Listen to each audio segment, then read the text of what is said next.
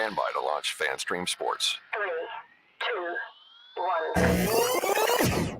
Let's start. Hello, sports fans. Welcome to FanStream Sports. Nothing but pure sports. This is the JP Show. JP, it is so good to hear you back on the air. Stand by. Now, here's JP. Oh, my goodness. Look at this. Ball on the ground. That was Giovanni Bernard, the former Bengal, with the football. And the Bengals collapse on them, and they get a huge momentum shifting break to start the third quarter. Oh, no. Yes. That's how the debacle started. The fake punt turns into a fumble, turns into a field goal, and it was an avalanche of turnovers and miscues from that point on. A Buccaneers team that had so much promise at the beginning of this season has absolutely been broadsided like a pirate ship and just sunk to the ground, sunk to the bottom of the ocean. Just done. Absolutely done.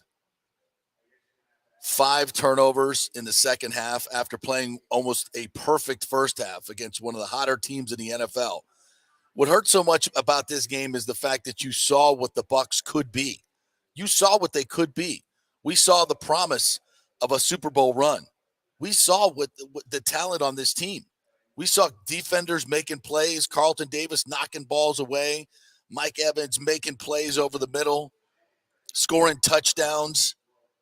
I mean, this was what we thought the Bucs could be. And then the second half came, and it was an absolute disaster. Now, I know a lot of you guys hate me talking about culture, but today we're going to talk a lot about culture. And it's a question I asked Tom Brady. Of course, he didn't want to answer it in the aftermath. It's like the last 2 years, this team has not beaten itself. You win a Super Bowl, you win 13 games, you go to the playoffs. The culture changed. No question about it. Bruce Arians and Tom Brady changed the culture of this team from losers, finding ways to lose games and beat yourself, to finding ways to win games and win a Super Bowl and win 13 games. And then this season comes and your entire culture has evaporated. Evaporated. Who creates the culture? Head coach. The head coach creates the culture. The organization, usually it's the head coach. Sometimes it's the general manager, but usually it's the head coach. He's the front and center guy.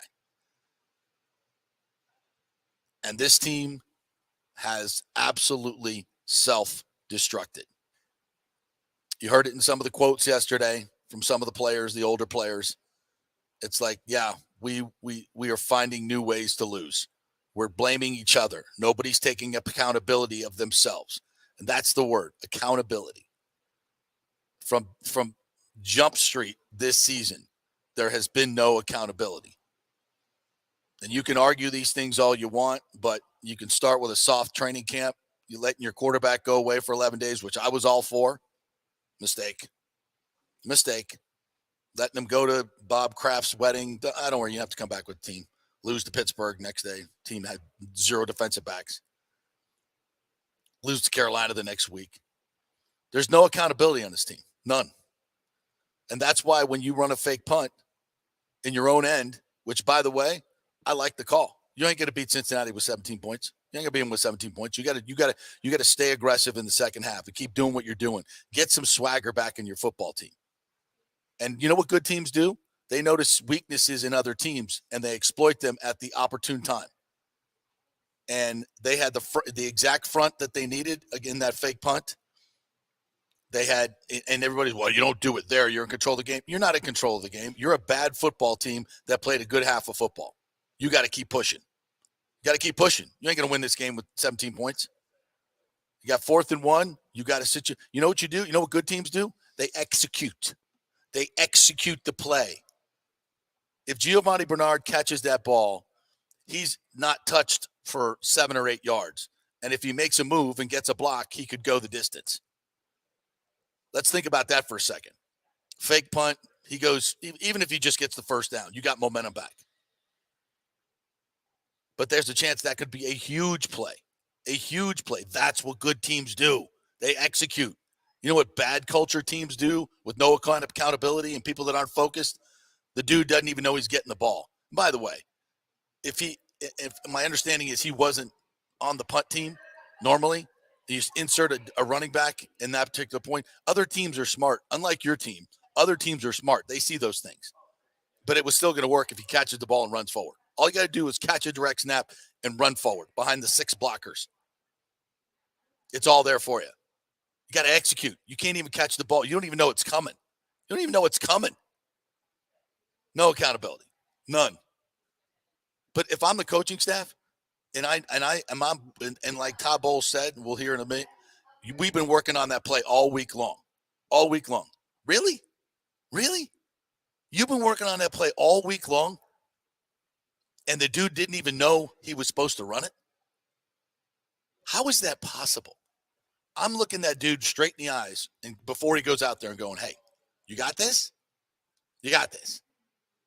Now, I know there's signals where you can put it on and take it off, and maybe that can't happen. You can't have mixed signals in that environment. That's because your coaching staff is not on the details. And Giovanni Bernard does not escape blame here. How the F? You haven't done anything all year long, bro. You get paid all year long, millions of dollars. One time you got to focus in the game, one freaking time, and you can't do that? That's because there's no accountability here. These guys don't care. It's gone.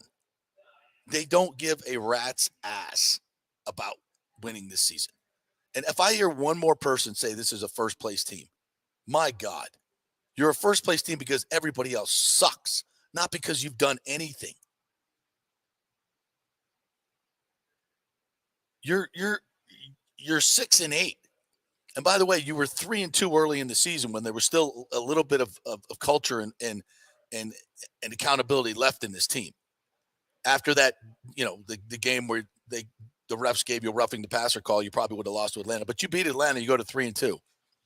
Since then, they're 3-7. 3-7 now. And this team, in 2 of those games, were miracle Tom Brady's work. This is a terrible, terrible football team with a lot of the talent isn't showing through right now. But this is a way better roster than so many more teams that have more wins than they do this year. And the culture is gone. The culture now is just completely eroded into a losing culture.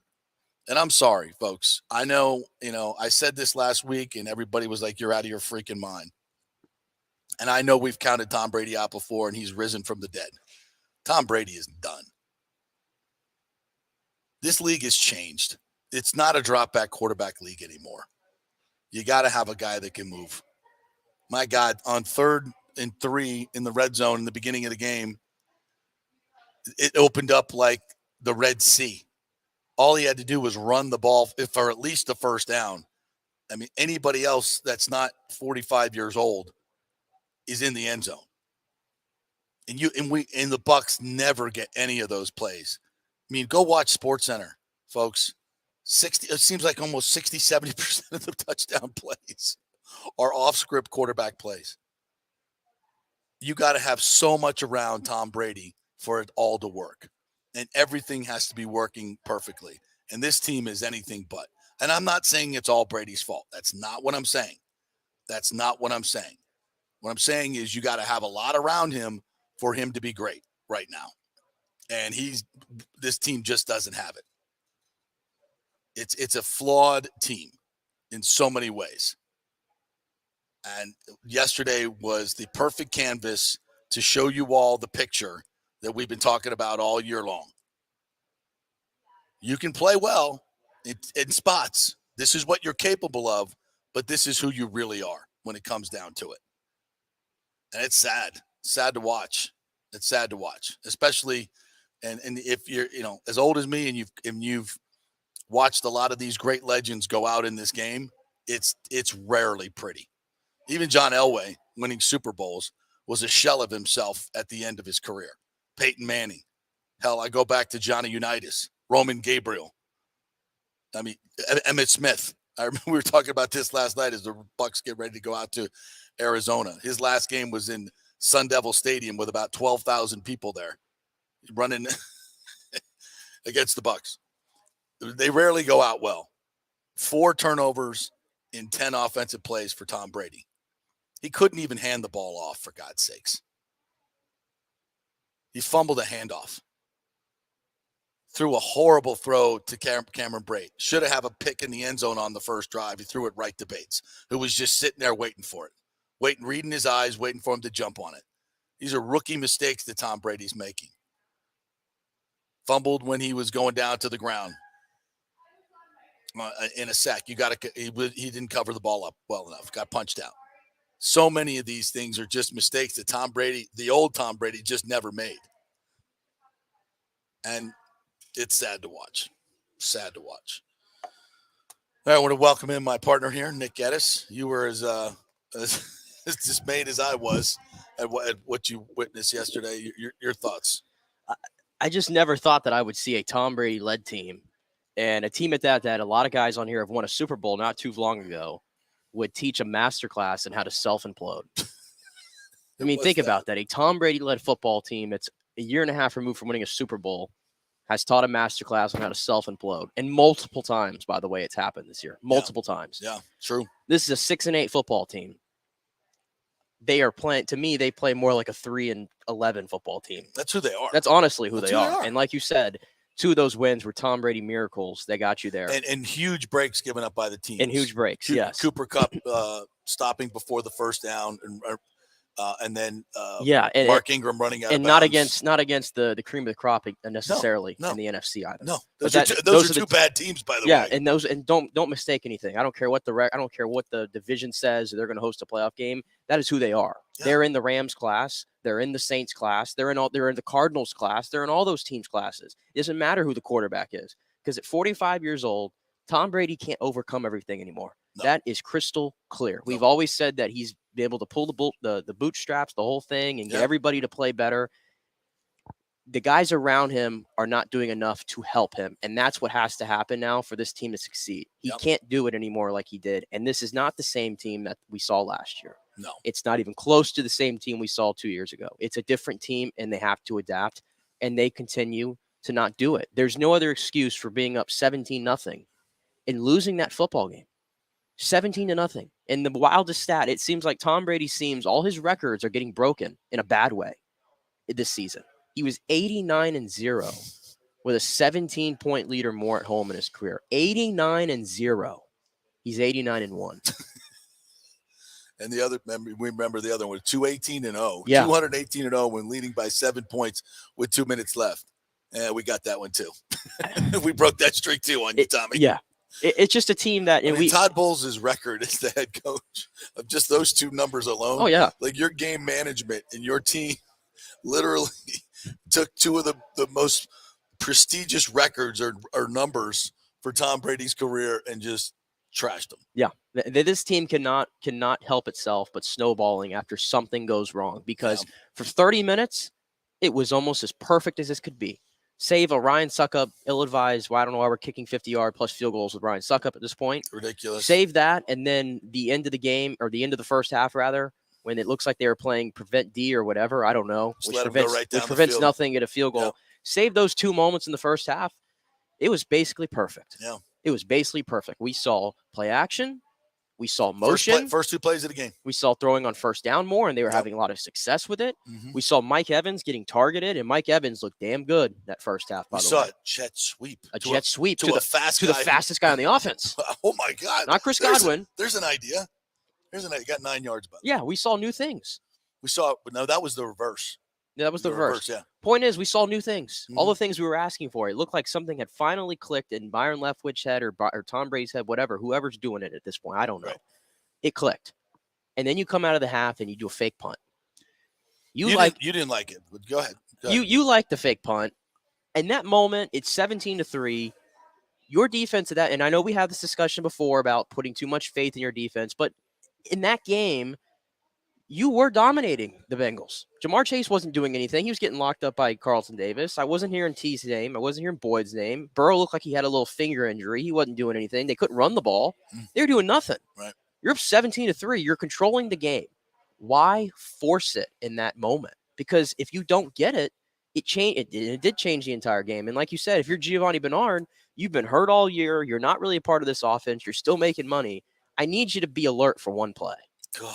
I need you to be alert for one play. And I don't know whose story to go off of. Bull says he knew what was happening. Gio said, I don't know what was happening. I don't care at this point.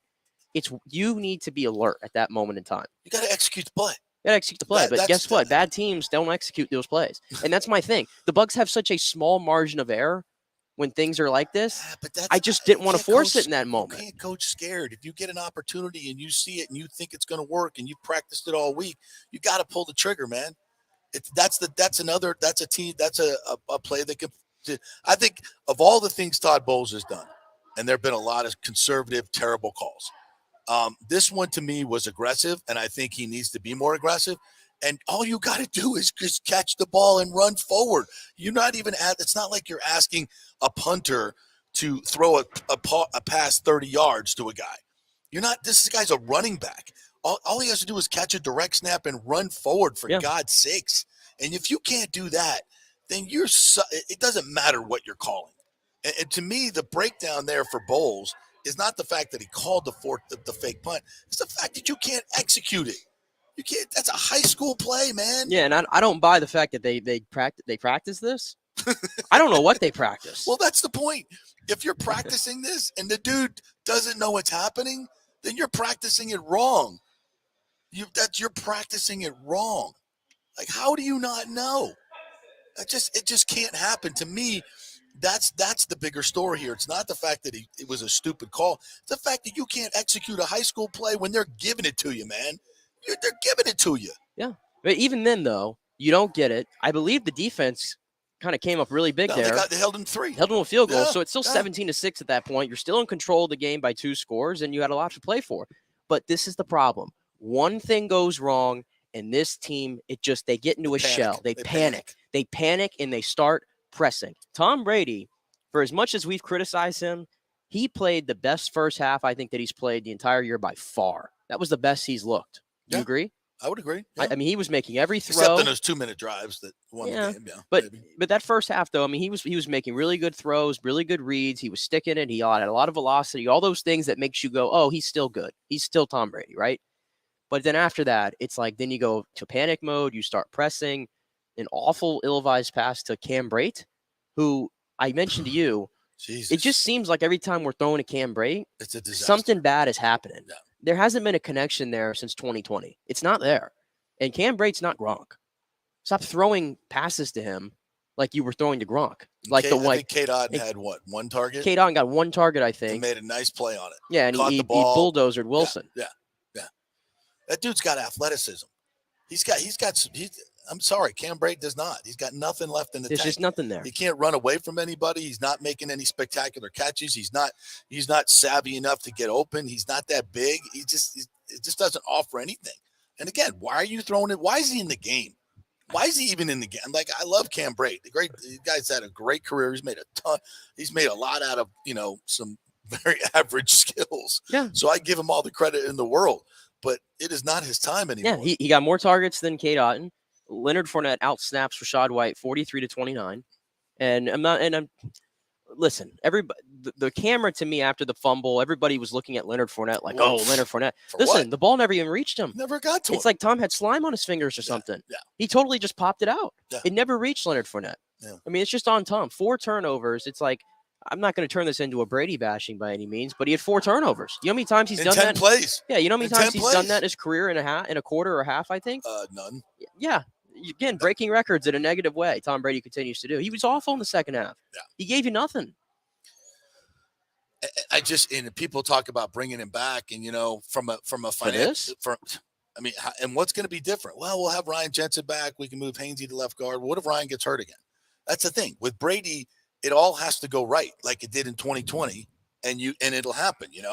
And right now he doesn't have the targets.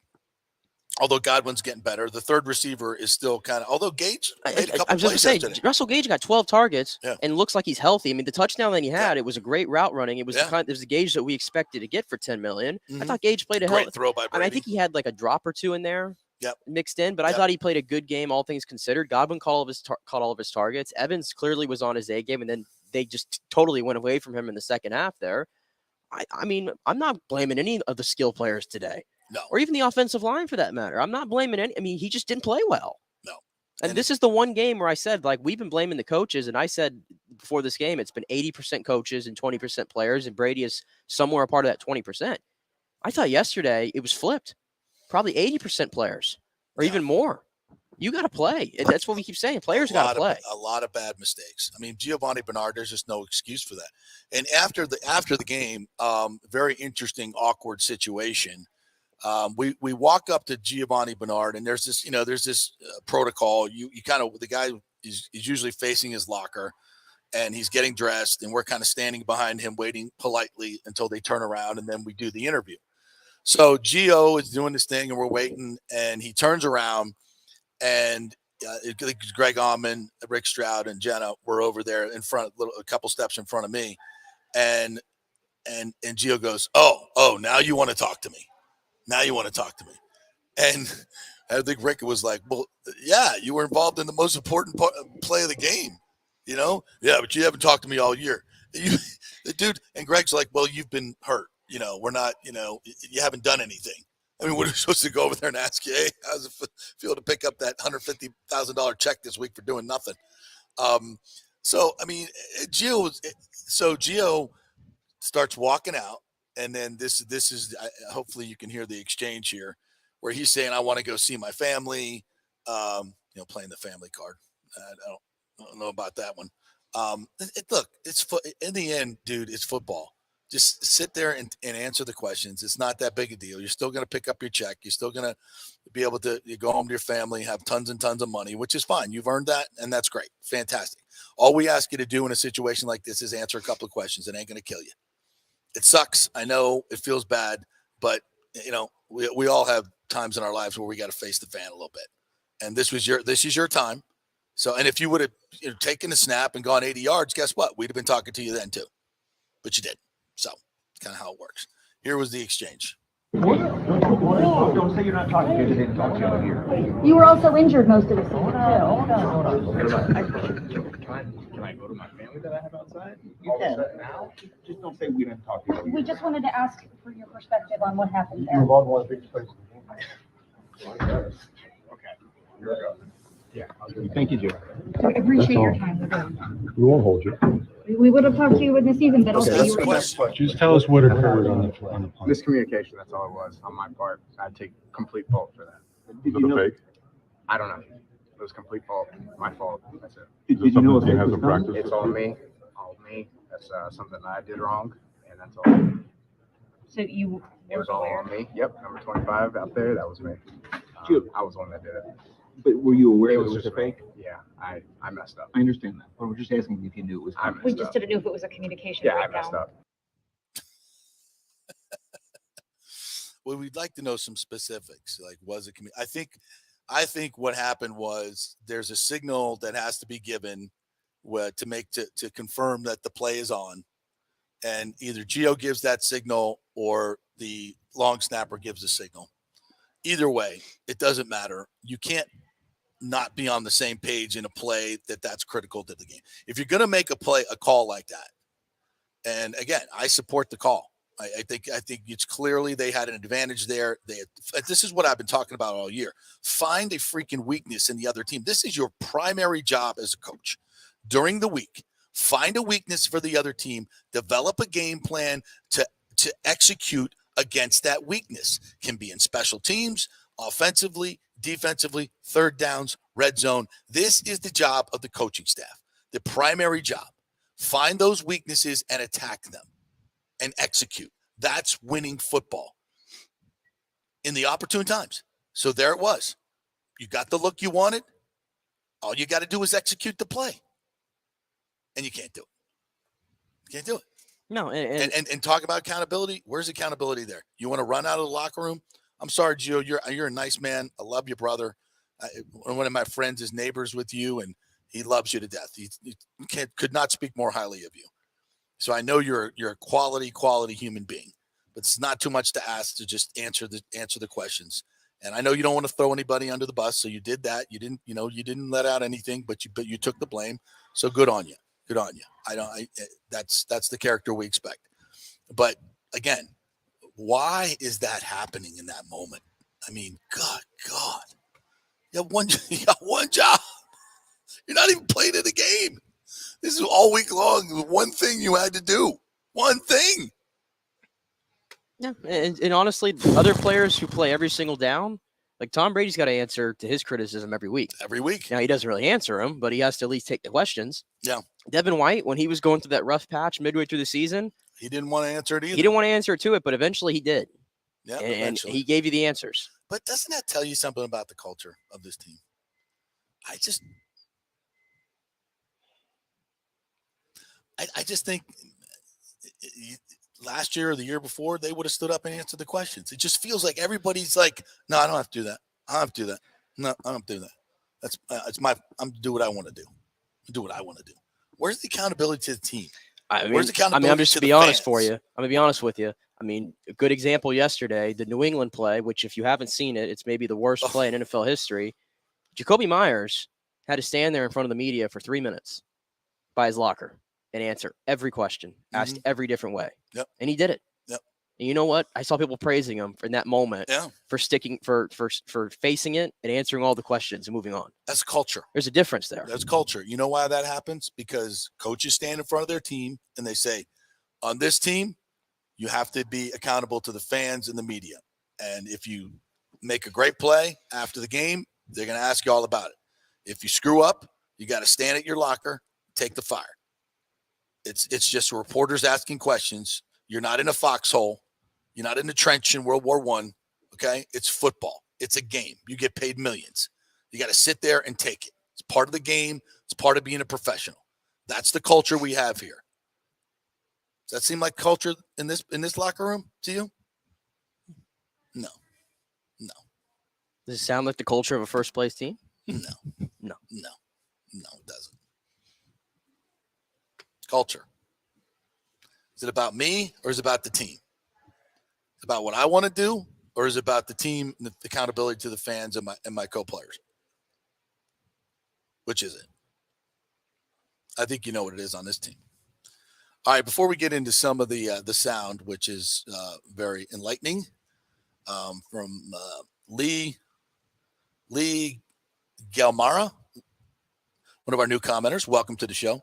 I think JP is over-exaggerating a bit in regards to the team. Listen, the NFC is a dumpster fire this season. Anybody could beat anybody any Sunday. I don't think this team is one and done. Leo, I gotta disagree with you, brother. What do you see? What does this team do well on a consistent basis that makes you think they can beat the Cowboys or the Eagles or the 49ers? I think we know where that's headed. You saw it against the 49ers, bro. They're non-competitive. If Brady wants to continue playing, Leo says, the film that he's putting out is making teams want to stay away from him. I think he wants to continue. He stays with the Bucs with a competent OC would be better. I just, Leo, I understand what you're saying. I see too many bad throws now. Last year, we didn't see a lot of those bad throws. And this year, more than anything, bad reads, bad decisions. I mean, in the red zone on the first drive, Bates was just sitting there as a safety waiting for the crosser to come to him. I mean, that's elementary 101 quarterback reading. And further than the actual play, I'm just seeing a guy that just, I don't know if he lacks confidence, but I'm seeing looks on his face now that I have never seen. Yeah. He looks completely shell-shocked. Oh, his swagger is gone. The Brady swagger. And yesterday, there wasn't screaming and yelling. We didn't really get much of that yesterday. Mm-hmm. We just got this kind of just dark look on his face. Well, how's he supposed to yell at anybody when he's the problem? I know that. But even then, like, he wasn't – you just never really seen any of those outbursts yesterday. You just saw a guy who was just like crap, like, this is bad. Like, and there's nothing getting better here. And it's not going to get better. And he knows it. Yeah. He knows it. So, we'll have a lot of time to debate what's going on with him in the offseason, if he wants to stay or not. But just right now, why would you want to? Why would you want to go through this again? Yeah, and I'm not saying Byron is the greatest OC in the world.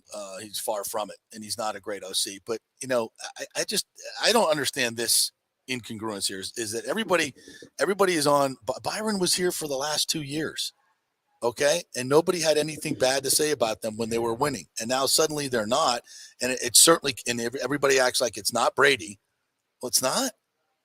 And he's part of the problem. There's no question. He's not all the problem, but he's part of the problem. Here's the thing.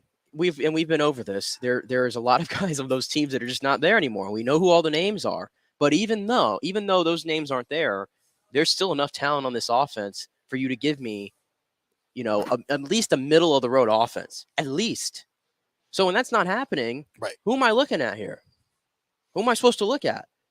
The quarterback, the offensive coordinator, the head coach. Yeah, I mean, we got to look at something.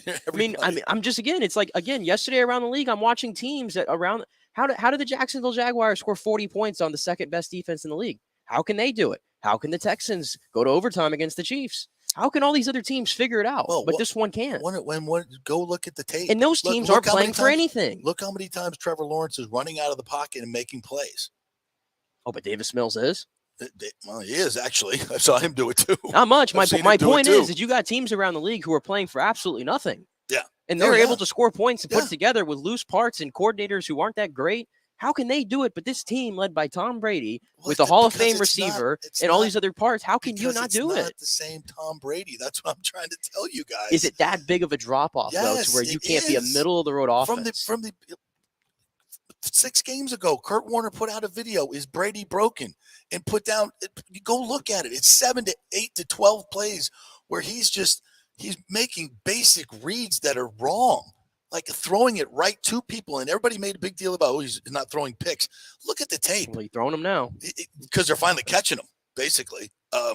He's been having turnover-worthy plays all. But again, it's not all on Brady, but everybody says, well, it can't be Brady. Well, yes, it can be Brady. And it can be the lack of Gronk. It can be the lack of the offensive line. I thought fought their ass off yesterday. Yeah, I didn't have. I mean, the fumble, whatever. Brady's got to hold on to that, and he'll tell you that, and he even admitted it. But I don't think the offensive line has been that bad without Tristan Wirfs as I thought it was going to be. Yeah, it's not like guys running free and just crushing him right away consistently. It's not happening. A couple other comments here. Randy Cobb says Houston could have scored 4 times from 30 yards out after they got the 17 points. They went right to that play and not to lose conservative offense. That's still good. I don't understand what that means. Can you decipher that? No, I cannot. All right. Yeah, we already mentioned Tom Brady. Joe F. says miscommunication is still a horrible answer. You are never in on a punt, and you supposedly practice it all week. How do you not know? Yeah, I don't get that. I just don't get that. To me, that to me is coaching. I'm sorry. You have to make sure that everybody is on the same page. You can't leave anything to chance. I mean, in the end, it is on the player. There's no question. But wow, that just doesn't seem to happen to well-coached teams. That's all I'm saying. Mario Christian says it's like a band member screwing up a march during the halftime show after practicing all week. This is professional football, folks. This is professional football. You can't. That to me is one of the most glaring indictments on the coaching staff. Is that you get something so set up so perfectly, and the main guy who's supposed to handle the ball doesn't know it's coming. It just can't happen. Well, and again, this is all hindsight speaking to it, and I mean, I think we're talking a lot about this play, but I think rightfully so because it was the start of this whole thing. Giovanni Bernard how many snaps has he had on the entire season? I can't even recall one. Yeah. If I'm being honest with you. Yeah. So in that moment, it's a pretty big play in the game, and you know that this can go south at any moment there. Is Giovanni Bernard the best option to begin with? Well, to have that play he's in there? a running back, so and his burst is still pretty good. You want him to get up in the – yeah, it is. I've seen him in practice. I saw him in training camp. A 31-year-old who hasn't played at all? I saw him in training camp. Well, training camp, that ain't the game. Jerick McKinnon looks pretty good at 31. First of all, I don't think you put in a guy like that that's normally not on the punt team. You don't need a great running back to run that play. You just need a guy who's going to pay attention. Catch the ball and run. Is going to catch the ball and run. And, typically a guy that's on the punt team is a guy that is a fringe player in that personal protector part there. but also is like he's going to be cued in. Because it's the only thing he has to do all week. And maybe Gio, it's not like he's taking a lot of reps in practice at the running back spot. I mean, anyway, there are so many other things we need to get into. So let's take a break. We're going to come back and we're going to hear from Todd Bowles. We're going to hear from Tom Brady. We're going to hear from Devin White. We're going to go through a lot of the other plays in this game. Some of the holding calls, some of the other just ridiculous calls in the game. So we'll get to all of it when we come back. We're brought to you by Emerging Investigations, emerginginv.com, the #1 private investigation agency in all of Tampa Bay, and the Jeeves Law Group, JEEVES lawgroup.com. If your car was totaled and you didn't get the money you thought you should get for your car, then you have a case. Make the call, free consultation. They'll let you know if you have a case at jeeveslawgroup.com. Back at 3.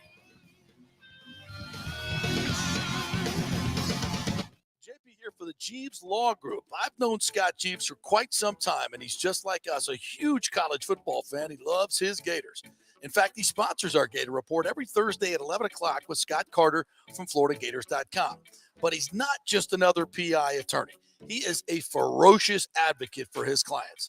Scott Jeeves is a board-certified civil trial lawyer and a certified circuit court mediator practicing in Tampa Bay for over 30 years. He is an AV preeminent rated civil trial lawyer and certified circuit court mediator. Folks, these designations are not just given out. They're given only to the best trial attorneys. But more than anything, Scott takes these cases personally. I've heard it from his clients. He's a fighter you want on your side. Insurance companies hate it when they see you're represented by Jeeves. He's just different. 727-894-2929 or go to jeeveslawgroup.com. That's JEEVES lawgroup.com and tell him JP sent you. Guys, let me tell you about Bay Area Modern Medical Center.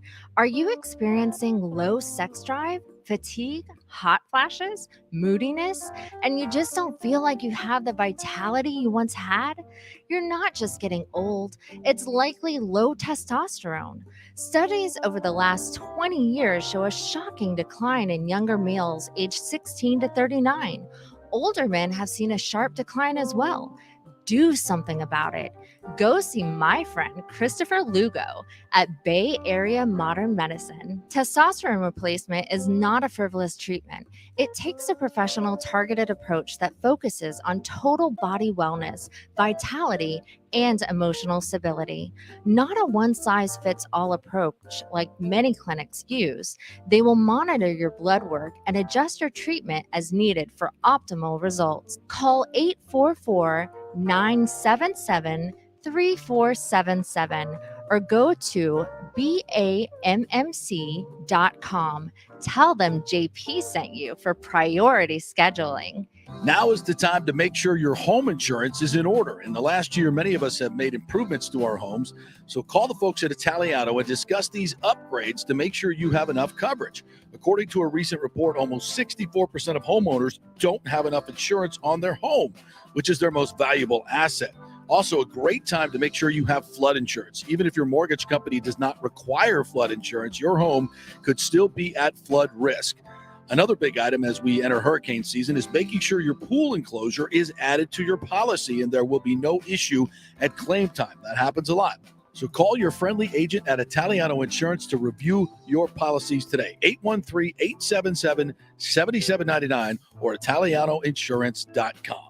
Attention, if you are home shopping or looking for a refinance, and even if you already have the approval letter, you must call my man Scott Fitzgerald at American Mortgage Services. Scott has a brand new program available in the greater Tampa Bay area called the Community Advantage Loan Program. Get this, no money down, no mortgage insurance, no points, no origination fee, purchase or refinance, and loan amounts up to $647,000. Now, there are some application requirements. It must be a single-family home, 1 unit, primary residence, and have a minimum 640 credit score. The program only applies to certain neighborhoods, so you have to call to find out if you qualify. So call Scott Fitzgerald at 813-294-7595 or email him at scott@amstampa.com. Now, even if you don't qualify for that program, Scott will shop your loan around, get you the best rates, and won't charge you the huge upfront fees. And if you've had issues with your bank calling you back, Scott will return calls immediately or at least the same day. 813-294-7595, or email him, scott@amstampa.com. Scott Fitzgerald, MLS 386722, American Mortgage Services, 1000 North Ashland Drive, Suite 1020, Tampa, Florida. Coming back at you. Now, more with JP on FanStream Sports. It's only just begun. All right, welcome back to the JP Peterson Show, brought to you by Emerging Investigation, emerginginv.com, and the Jeeves Law Group, who reminds you on this holiday season, do not drink and drive. If you do and you do get caught, make sure you call the Jeeves Law Group to take care of business there, JEEVES lawgroup.com. But let's not do it in the first place, all right? Let's because I think I saw in Pinellas County they had the Wolfpack DUI squad out the other night. All these holiday parties, folks, they are out watching. You shouldn't do it anyway, but just know that they are out watching, and they're going to be stopping people. There'll be DUI checkpoints, so do not drink and drive. Do the Lyft, do the Uber. The folks at Jeeves Law Group just reminding you also that during this time and people are outside riding bikes, the kids are out of school, so just be very careful when you're driving around and make sure we all have a safe and wonderful holiday season. But if something does go wrong, call the Jeeves Law Group at JEEVES lawgroup.com. A couple breaking stories here on Twitter that we'll hit here real quickly. Travis Hunter, former number 1 overall recruit that was signed, sealed, and delivered to FSU before Deion Sanders snatched him up to Jackson State, has entered the portal. And like many other great players, they are looking at Florida State, but certainly not a done deal. Everybody will be after Travis Hunter. Tons of NIL money coming his way. I tell you what, though, if he comes to Florida State, and I know he's been playing both ways, it's a crowded receiving group right now. I don't know if he's going to be able to play much in the wide receiver group. They are absolutely loaded at receiver. I think he'll find a way. He's supposedly the best. So. I mean, I know they lost that game against North Carolina Central this weekend, but he had the touchdown that sent it to overtime at the end. Yep.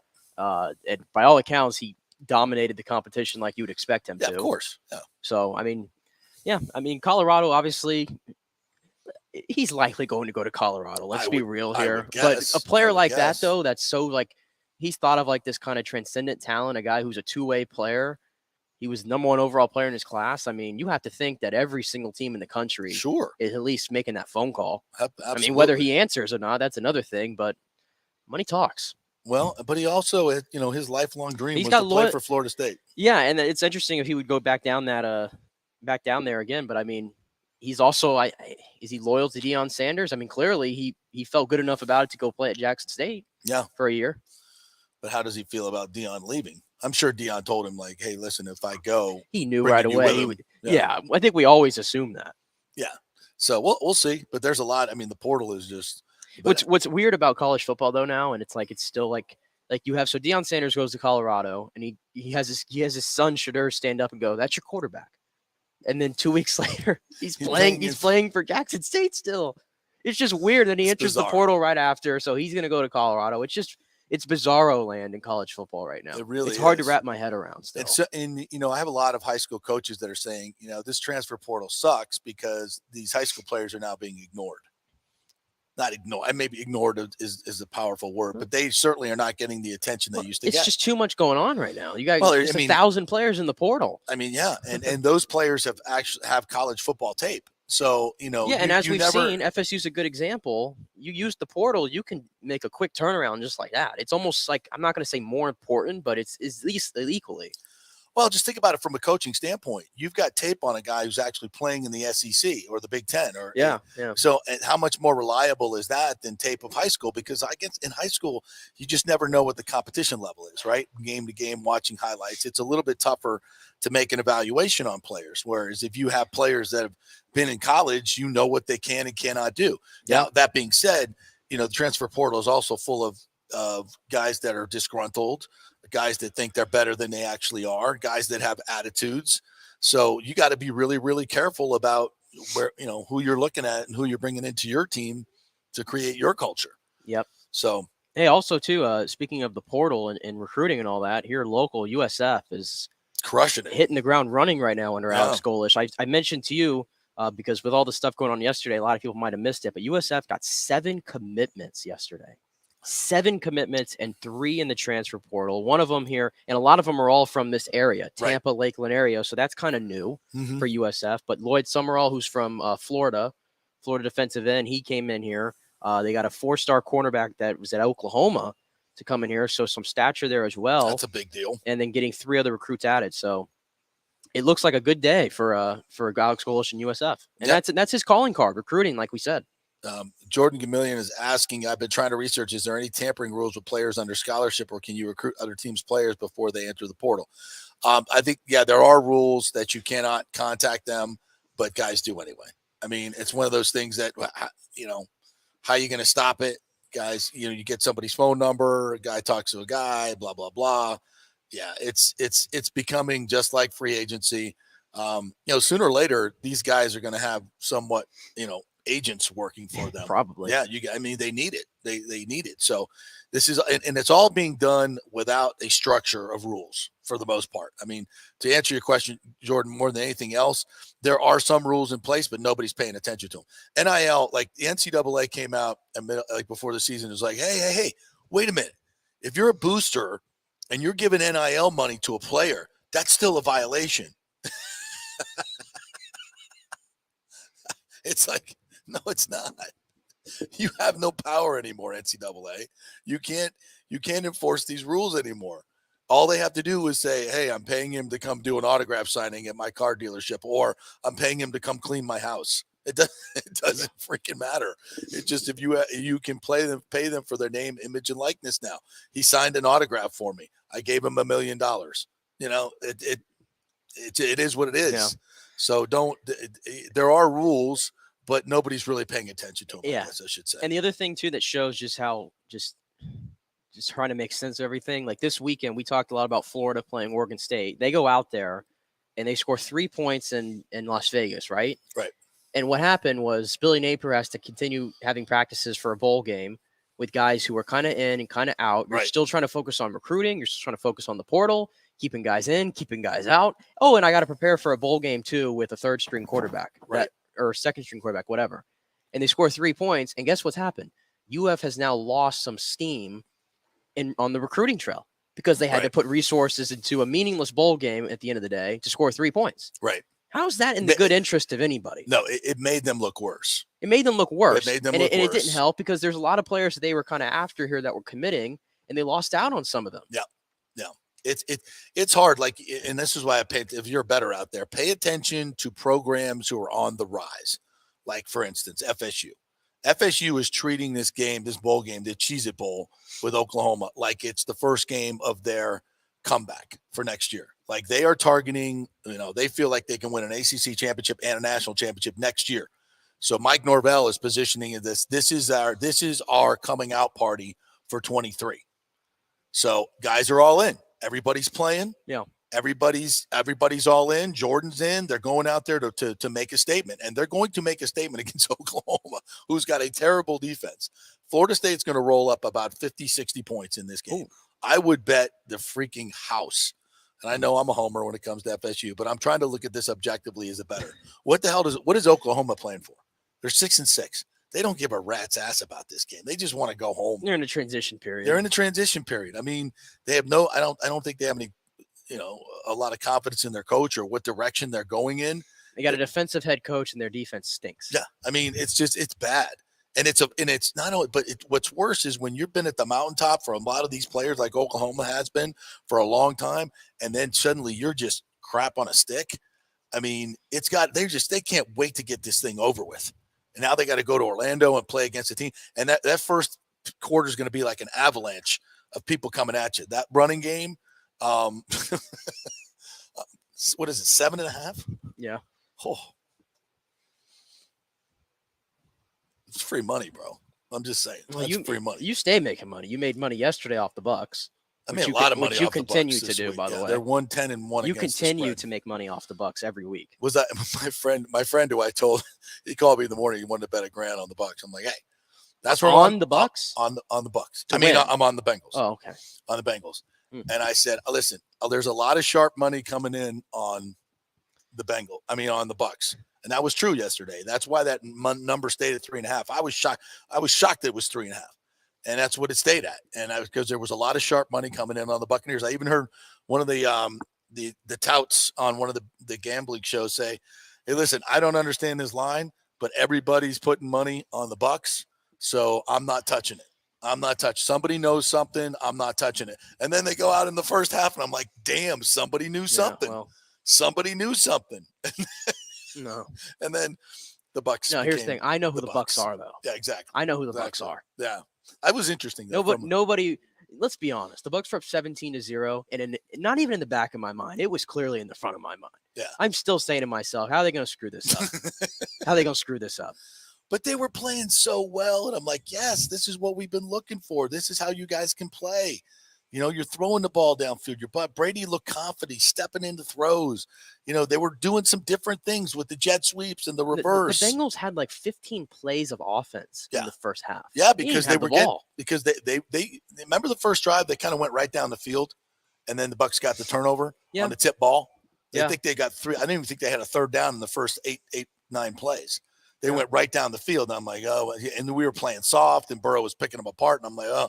And then Keanu Neal got the tip and the interception he caught the ball. Thank God. Oh, I couldn't believe it. Oh, my God. And it was up in the air. And I'm like, I'm like, the ball's up in the air forever. Somebody has to catch this ball. And somebody did. Eureka. And the guy who never catches the ball either. And so, and then they, drive back. They get the touchdown. I'm like, okay, here we go. Here we go. Yeah. And then, and by the way, hindsight is what it is, by the way. But we're looking at how many points did the Bucs lose by? 11, right? Yeah. It was basically worse than that, though. Yeah, that was charity touchdown. But I'm just like thinking about all the plays in the game they left out on the field still, even when they were playing well. Like the first drive, and we've seen this a lot. They start out good, they go all the way down, and then just stalls when they get near the goal line. Yeah. Once again, red zone has just been in that moment. Awful. They took the points, but 4th and 1. And aggressive had been kind of their MO yesterday. Should they have been aggressive there and gone for it and try to get the touchdown? For a team that's been struggling to get it in the end zone, you're playing the better team. I probably would have done that. I would. And then also, they went for a 4th down around midfield at one point, if I'm not mistaken, later in the game, and got it. And did it confidently, by the way. Confidently, yes. They converted 2 4th downs. Yeah. Well, then you have a 4th and 3, and you're kind of in that no man's land again. They go for the field goal. Could we punt? Do we go for it, or do we kick a 50-yard field goal? And this is a problem. I love Ryan Suckup. He has stabilized the kicking position. But in the modern NFL, if I can't trust my kicker to make a 50-yard field goal, at least be 50%. You see why they had Borregales in there in camp. And unfortunately, he just couldn't hit the gimmies, and that's why he's not on this team at Suckup. Which was the right move. But again, if I can't trust my kicker to make a 50-yard field goal, modern NFL, man. Modern NFL, I can't do it. And number 2, if you're Todd Bowles, why are you putting him in that situation? Nobody had confidence he was making that kick. Nobody. He probably didn't even have confidence he was making that kick. Plus, your offense is hot. And he's not even close, by the way, on these kicks either. Your offense is hot. Let's go. Your offense is hot. I would have gone for it there, too. Yeah, absolutely. I would have, in that moment. I mean, these are just plays, and it's hindsight. I get it. We can play Monday morning quarterback all we want. But I'm just saying, to me, they all mean something. As good as they played in that first half, they still left things out there. No, absolutely. I agree. They should have been up 24-3. And again, margin of error being what it is for this team, these things matter. 100%. These things matter. 100%. By the way, we're going to get to the rest of the NFL. There were so many bizarre plays. Crazy day yesterday. And by the way, Saturday night's Bills-Dolphins game brought me back to the 90s and some of the great games of the past. The snow was blowing. Every play was a big play, either on defense or offense. It was one of the most fascinating games I've ever seen. Just the guys, snow doing a snow angel, brushing off the snow. Snowballs being thrown at Couldn't players. believe they didn't run the I was telling Ashley as we're watching this game, I'm like, they're going to show the video of the snowplow caper back in the 70s. If you're a Dolphin fan, you remember this well. When they were playing in the old Foxborough Stadium, and the field was completely covered with snow, and the Patriots call a timeout, and the guy who was actually on work release from the prison was running the little snowplow thing. He comes out and clears it off right where John Smith, I think, was the kicker, was going to kick the ball, and John runs up, kicks it through, and everybody's like, "What the hell was that? You can't do that."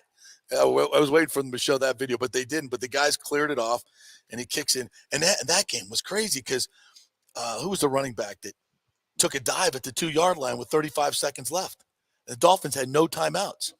So they decided that they wanted to run the clock out and not give Miami a chance to come back. But they would have had 35. If he runs in for the score, okay, which he could have done, they score, they go up.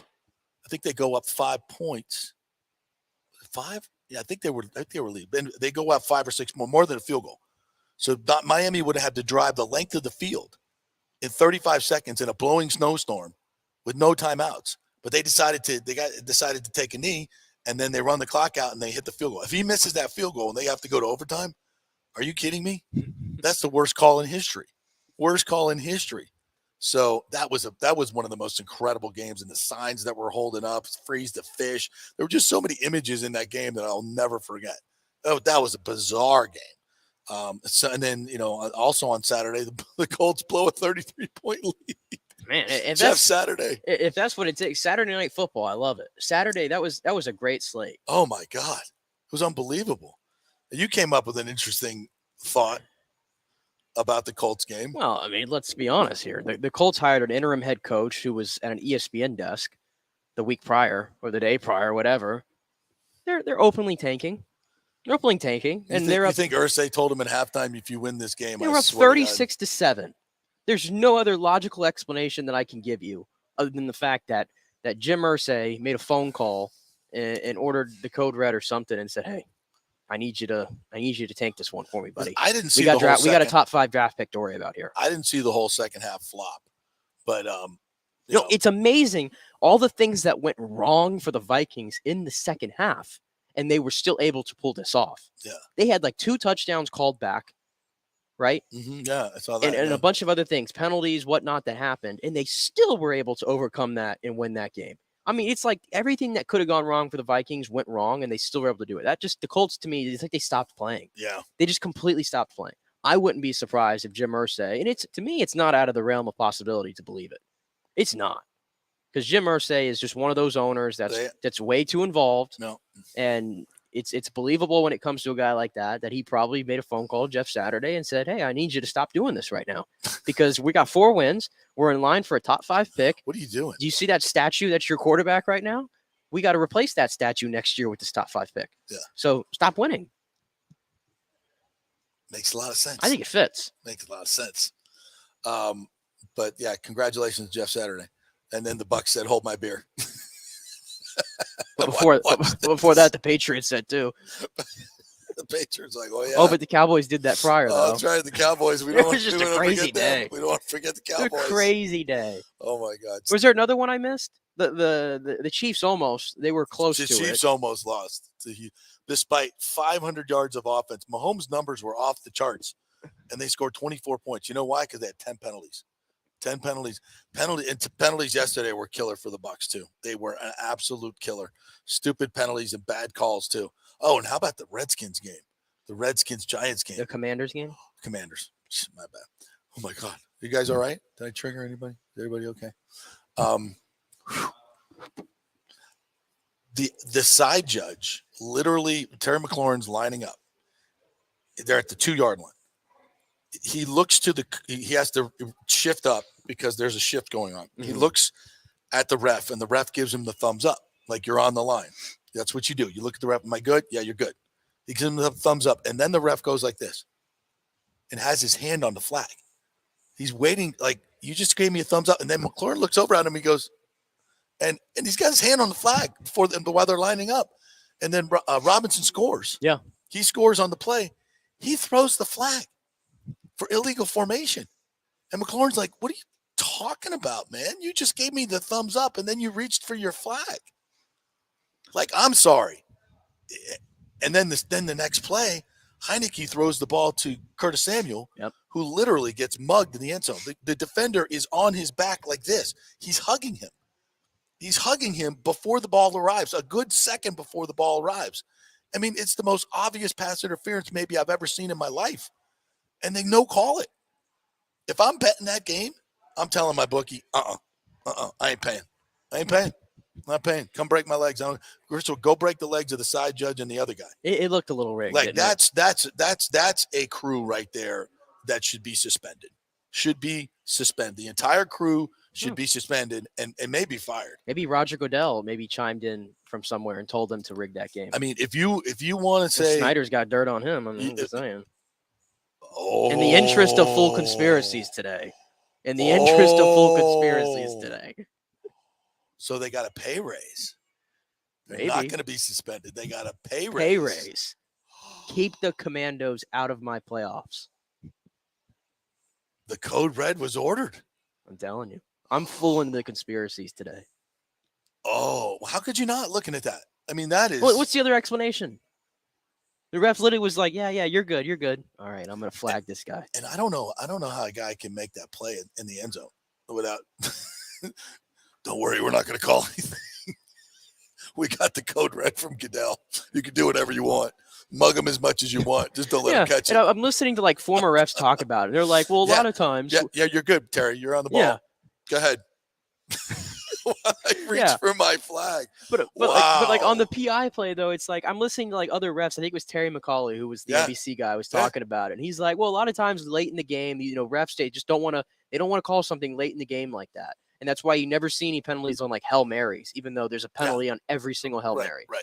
But in this case, this wasn't a Hail Mary. This was a normal passing play in the end zone, game on the line. It's a 6-yard. It doesn't matter what part of the game it is. A foul is a foul. No. I've never understood that theory. Like if it's a foul in the first quarter, it's a foul in the fourth quarter. And then he also said as far as the McLaurin penalty goes, that's too ticky-tack. Yeah, it's too ticky-tack. Because you never call that in that situation. And he goes, first of all, I think the guy was on the line. It's not even a foul. But second of all, you would never make that call, even if he was a half a yard off. You don't make that call in that situation. So, I mean, what the hell was going on there?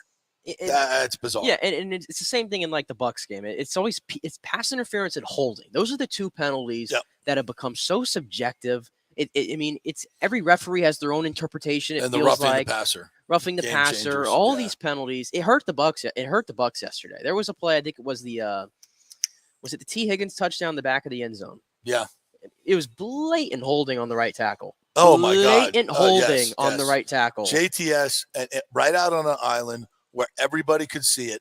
And it was instrumental to the play because if he doesn't get held, he's hitting Burrow before he can release the ball. Yeah, and you're not giving up a touchdown. And you're not giving up a touchdown. It's a huge call in the game. And it's right after the Bucs just got called for. They were in the middle of imploding. But the Bucs got called for what I thought was a dicey face mask call on Carlton Davis. He grabbed the helmet, which he shouldn't have done. But and Chase had to turn his head at the same time, but he never grabbed the face mask. That was a bad call on a 3rd and 8. They would have forced a long field goal. It's a key situation in the game.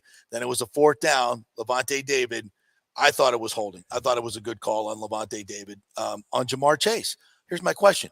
Why on 4th down is Levante David man-to-man with Jamar Chase? Because guess what's going to happen? He's going to have to hold him. Yeah, likely. Yeah, he's gonna have to hold him. But even on what the big, defense there was another big play too, where I think it was Mike Evans had a long play, and Chris Godwin got called for a block. Oh, a blindside block next to the play. That was a terrible call. I didn't see that one either. And then later he got his shoulder and his head in front of the player who was about to tackle. It's not like this was 10 yards away from the play. He was about to tackle Mike Evans, and Godwin came, got his head in front, got his shoulder in front, and did the guy see him? No, he didn't see him. That's on him. That's on him. That is not a crackback. What is Chris Godwin supposed to do there? Exactly. What is he supposed to do? Isn't that what he's taught to do? Yeah. If he comes at him and tries to shield him, he could probably get hurt because that guy's running full speed. If he tries to just shield him, he's going to mow him over. Yeah. He's got to hit him. And then the last one. That's a terrible call. And then the last one that I didn't understand, this was later in the game, and I think the game had already been decided at this point, but I'm going to mention it anyway, was the encroachment penalty on Nakeem Munoz-Roches. Yes. Yeah. It was false start on Joe Burrow. Yes, it was. It was clearly false start on Joe Burrow. Yep, absolutely. I mean, this is, again, how do these guys miss this stuff? And they don't have the benefit of having a replay in front of them where it's in slow motion and all that. I get it. But my goodness, what are you looking at? Most of those I could see in real time. Yeah, that's what I'm saying. Yeah. We all saw it in real time. Yeah. How do you miss these things? Yeah. The officiating is never and listen, been worse. I'm not absolving the Bucs. They have this people did that last week too in the 49ers game. No, they just got their ass kicked. Yeah. And then in this one, they just self-imploded. They were never going to win the game even if they get these calls, to be honest with you.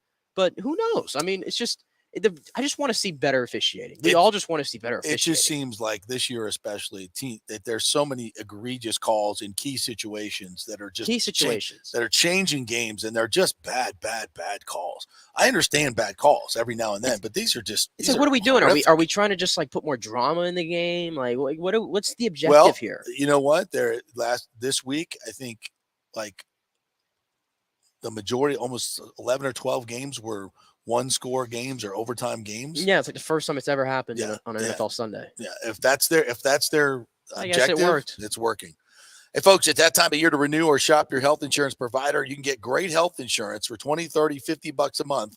Just call 888-325-0605 to help navigate the health insurance marketplace. Right, this is a government program that can get you cheap insurance depending on what your income level is. 1 out of 3 people in Florida are uncovered because they think they can't afford it. That's a humongous number, folks. Don't do it. I made the call a couple of years ago, and they helped me get Blue Cross Blue Shield Florida Blue coverage for $20 a month. Last year, it went up to $49. It all depends on your income and your family situation. So it's a free call. Let these folks help you. They're accredited, they're highly trained, and they will make sure they do everything right, and you'll find out what your subsidy is. 888-325-0605. They'll ask you a couple simple questions and be able to tell you what your subsidy is going to be. So it's a lifesaver, folks. There's no reason you should not have health insurance now. It's very affordable with the subsidy program. 888-325-0605. Get covered like me and save thousands of dollars. 888-325-0605. And tell them you heard it on the JP Show. All right, we'll take a quick break. We got so much to talk about. We haven't been able to get to Bowles and Brady. So we'll get to Bowles and Brady right after this break. Promise. Stay with us. Was your car totaled in an accident? Did your insurance company use Kelley Blue Book or NADA to appraise the value of your car? Chances are they didn't, and you got shorted maybe thousands of dollars. Call the Jeeves Law Group for a free case evaluation because your insurance company may still owe you money. 727-894-2929. It's a free call, so why not find out if you have a case? Insurance companies have been running this scam for a while, and most folks don't know if they've been shorted. Trust me. Scott Jeeves is a different kind of attorney, the kind insurance companies hate to go up against. He could recover thousands of dollars, so why not call? 727-894-2929 or go to JeevesLawGroup.com. That's JEEVES lawgroup.com and tell them JP sent you. JP here for Emerging Investigations, Tampa Bay's premier investigation agency. Do you suspect your spouse is cheating or involved in a divorce, that your spouse is hiding money, an ex-employee or current employee with suspicious behavior? Is there a criminal matter you need help with? If you need information you can count on, using the professionals at Emerging Investigations is a slam dunk. Emerging Investigations is a licensed and insured private investigation agency, family-owned. Emerging is your ideal resource to secure evidence and validation, allowing you to make informed decisions in life's biggest matters. Led by industry executive Brian D'Antonio, Emerging possesses the experience and resources to get needed results. Emerging Investigations maintains an excellent reputation as a premier investigation agency. They are known for results. You're not just hiring a PI, but an organized, dedicated team using state-of-the-art technology. Their proven investigative methods produce crucial information used in criminal cases, insurance fraud, and personal injury claims. Many local attorneys, industry agencies, and your concerned neighbors all count on Emerging Investigations. Just go to their website, emerginginv.com, or call 813-291-FACT. That's 813-291-FACT-3228. Get results you can trust in life's biggest matters. Emerging Investigations. Well, it's that time of year to renew or shop your health insurance provider, and you can get great health insurance for $20, $30, $50 a month. Just call 888-325-0605 to help navigate the health insurance marketplace. 1 out of 3 people in Florida are uncovered because they think they can't afford it. Not true. I made the call a couple of years ago, and they helped me get Blue Cross Blue Shield coverage, Florida Blue, for just $20 a month. Last year, it went up to $49. Oh, well. It all depends on your income and your family situation. It's a free call, 888-325-0605. They will ask for some income information. So if you have your tax returns available, that will be great, but you don't need it. They'll just answer some simple questions, and the highly trained reps will do the work for you to find out what your subsidy will be. 888-325-0605. And if you have a plan through your employer, you may be able to get it cheaper. It's a free call, so find out, folks. This has been a lifesaver for me and saved me thousands of dollars over the last few years, and you can choose your plan. It's a no-brainer. Find out. Make the free call. 888-325-0605. Get covered like me and thousands of others. 888-325-0605. Oh, Merry Christmas. Santa Claus here for the Golden Diamond Source.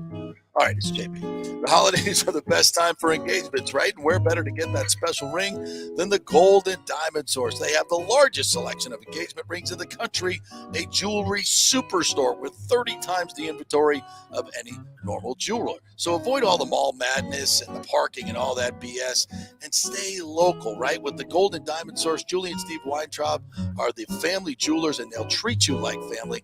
And of course, they do so many great things in the community. I was just at their Hands Across the Bay, a charity event. So many people stepped up to give money for these women that have been victims of domestic abuse. It is something to behold when these women come forward and talk about what Julie and Steve have done for them, and the Golden Diamond Source funds Hands Across the Bay, and so many other great companies jump in. That's what it's all about, community, right? So let's keep it local for the holidays. If you want a perfect gift for the holidays, you should check out the unique and beautiful handcrafted jewelry from the Emilique and Julieve collections that feature fashion-forward gold, diamond, and gemstone jewelry. And don't forget, for the holidays only, 3 to 5 year interest-free financing. It's a no-brainer for the holidays. It's the Golden Diamond Source, 3800 Almerton Road, always online at thegoldendimondsource.com. Let's go. Right now, back to the show with JP on FanStream Sports.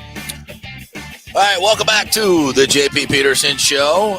So much to get to on this Loser Monday, again, for the Buccaneers and their fans. What an awful collapse yesterday against a really red-hot Cincinnati team. It just, makes fans so – it's worse.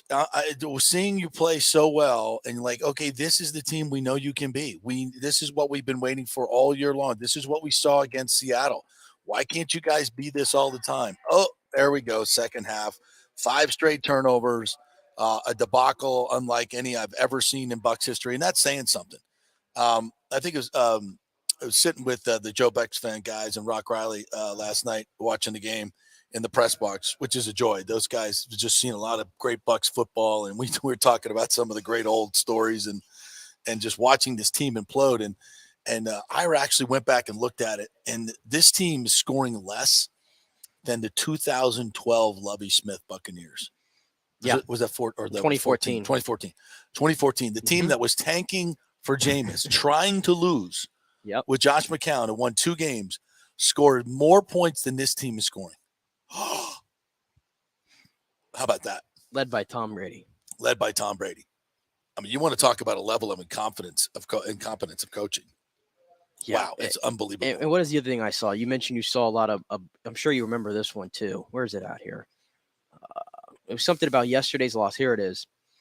They gave up 31 points to the Bengals in the second half. That's the most they've allowed in any second half since the 35 they surrendered against the Colts in that infamous Monday Night Football game. Yes. That's how far back we're going for what we saw yesterday. That was the end of the Super Bowl team. Yeah, so game. You were talking about a debacle unlike anything you've ever seen. That debacle, that one probably tops this one just a little bit, maybe. Yeah, that was a number one, yeah. But anyway, we're seeing a lot of losses that are just going down in Bucs history in a bad way, though. Yeah.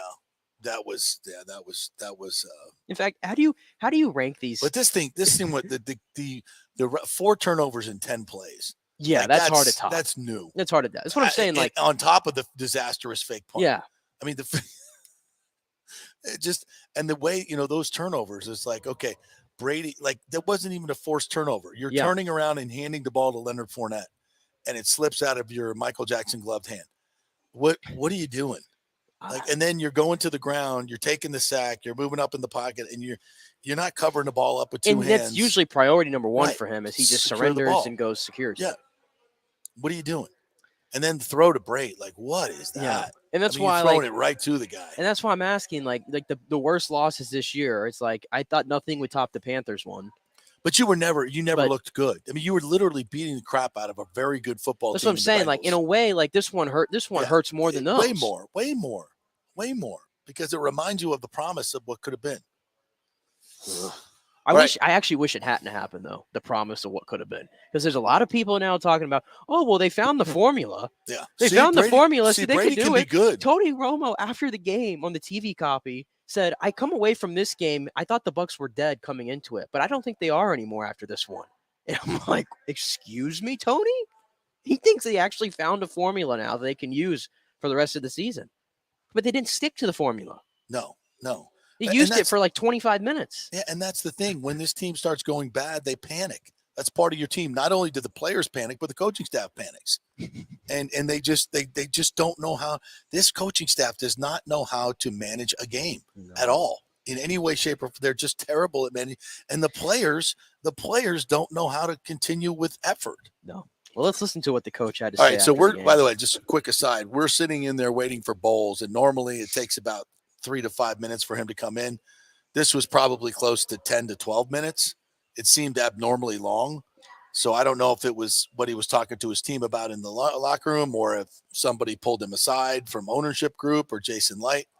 None of it was good. What is that? What is that? The guy crying in the. Oh, that was the guy from Jackson State, the one that dropped the touchdown. Oh, I hate that for college players like that, man. Yeah, it's a great video. Like this video right here just shows you what Dion is. So we maybe could play that later though. Okay, yeah, let's do that. We'll stick with Bulls here though for now. Here's well, we'll stop this down from time to time because it's interesting back and forth with the media. Coach, what happened on the snap on the punt to Gio early in the third quarter? He missed the ball. Did you order a fake punt in that situation? Yeah, we needed 1 yard. We had it, and we practiced it all week. We just didn't handle the football. He was aware that it was a fake punt. Yes. What would you say to your team in there right now? What did you say to your team in there right now? We're pissed off. We can't have, it's the same old song, Bucs versus Bucs. We play a good first half, and the second half we come out and we shoot ourselves in the foot either by turnovers or penalties or field position on special teams. And, tale of two halves. And the half we played in the second half was Bucs versus Bucs. Did Gio know the call was made? It looked like he wasn't even ready for the ball. He knew it was coming. What would you charge? Let's stop right there. He knew it was coming, but Gio said he didn't know it was coming.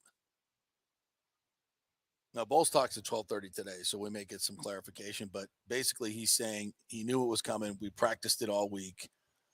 How can that happen? It's just this is high school stuff, man. It cannot happen. It just can't happen. All right, let's continue. Talk up a lot more pressure to Brady in the second half before you guys were really playing from behind, but it seemed like the Bengals had an easier time getting to him in the second half. Well, we got to block them better. We got to protect them better. It's really that simple. Were they stunting more in the second half? They didn't do no more than we saw on film. We knew everything that was coming. They did a good job doing it. How can you try and fix the Bucs versus Bucs thing that's been holding you back the last couple of weeks? Well, we work at it every week. In football, you can do is fight. You can fight, you can play smarter, you can coach smarter, and we got to keep fighting. We understand what we're doing is not good enough by far. It's not even close to good enough, and we got 3 games left to try to save our season. Do they have enough fight? They had a lot of fight. We just didn't play smart. What was the thought process for going for the fake punt there when you guys already had a lead in the first half and seemed to be moving the ball really, really well? And it was 4th and 1. They had a front that we could take advantage of. It was blocked well. We could have ran for 4 or 5 yards. We missed the ball. Todd Brady's been so good at limiting his turnovers early in the season. It's 4 in a span of 11 plays tonight. What happens to change that and let things go so bad so quickly? There's a lot of things that happen. Could be blocking, could be a bad ball, could be a great play.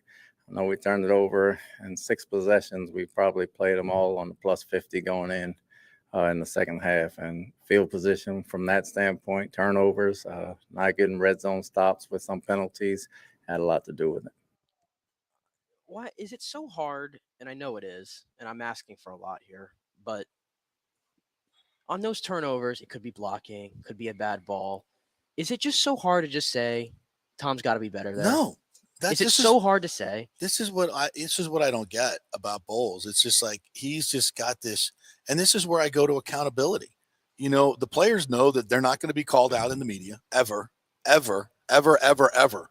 I mean, you can't sit there and say Tom was bad tonight. You know, we can't. You know, he just didn't get the ball to Leonard. He fumbled the ball. There's nobody around him. He's going down on a sack. You got to protect the ball. The throw to Brate, I don't know what he's thinking. There's a safety right there, or whoever it was that picked it. Why can't you call guys out? I don't even need all that detail. All you got to just tell me is, yeah, Tom's got to be better there. It's just anything. Yeah. But it's like we're allergic to just saying anything about the guy. Right. Like, why is it so hard for people to admit? It's like, again, I'm not trying to make this a Bash Brady thing, but objectively, he did not play well in that moment. 4 turnovers in 11 plays. I mean, the closest he came was with Gio. It's like, you know, but can you not just say, look, you know, here's what happened. We sent the play in, and he knew we were going to fake it. Like, we've practiced this all week. This is a theme all year. Why can't, like, and I'm telling you, I'm here to say, if the players, if they're not accountable in the media, are they accountable? You want to think, oh, they're accountable in the locker room. Are they? And this is what I'm saying. We can't say anything bad about Brady. Right. We couldn't say anything bad about Devin White when he was going through his rough stretch of play. No. Unbelievably. No, actually said good things. But then when Nick Lever gets in there, we can praise him a little bit, but then we got to add the little caveat at the end. But his technique was off. His technique was poor. I don't care. He did the job. Right. That's the thing that bothers me. It's like we pick and choose who we're gonna like actually speak about and who not. And it's odd. That goes to culture. It's odd. Exactly. It goes to culture. Guys know that they're not going to be called out. Like the star players get left off the hook here. And I'm not saying that, you know, they purposefully play bad. That's not what I'm saying. I'm thinking it's just, I don't know.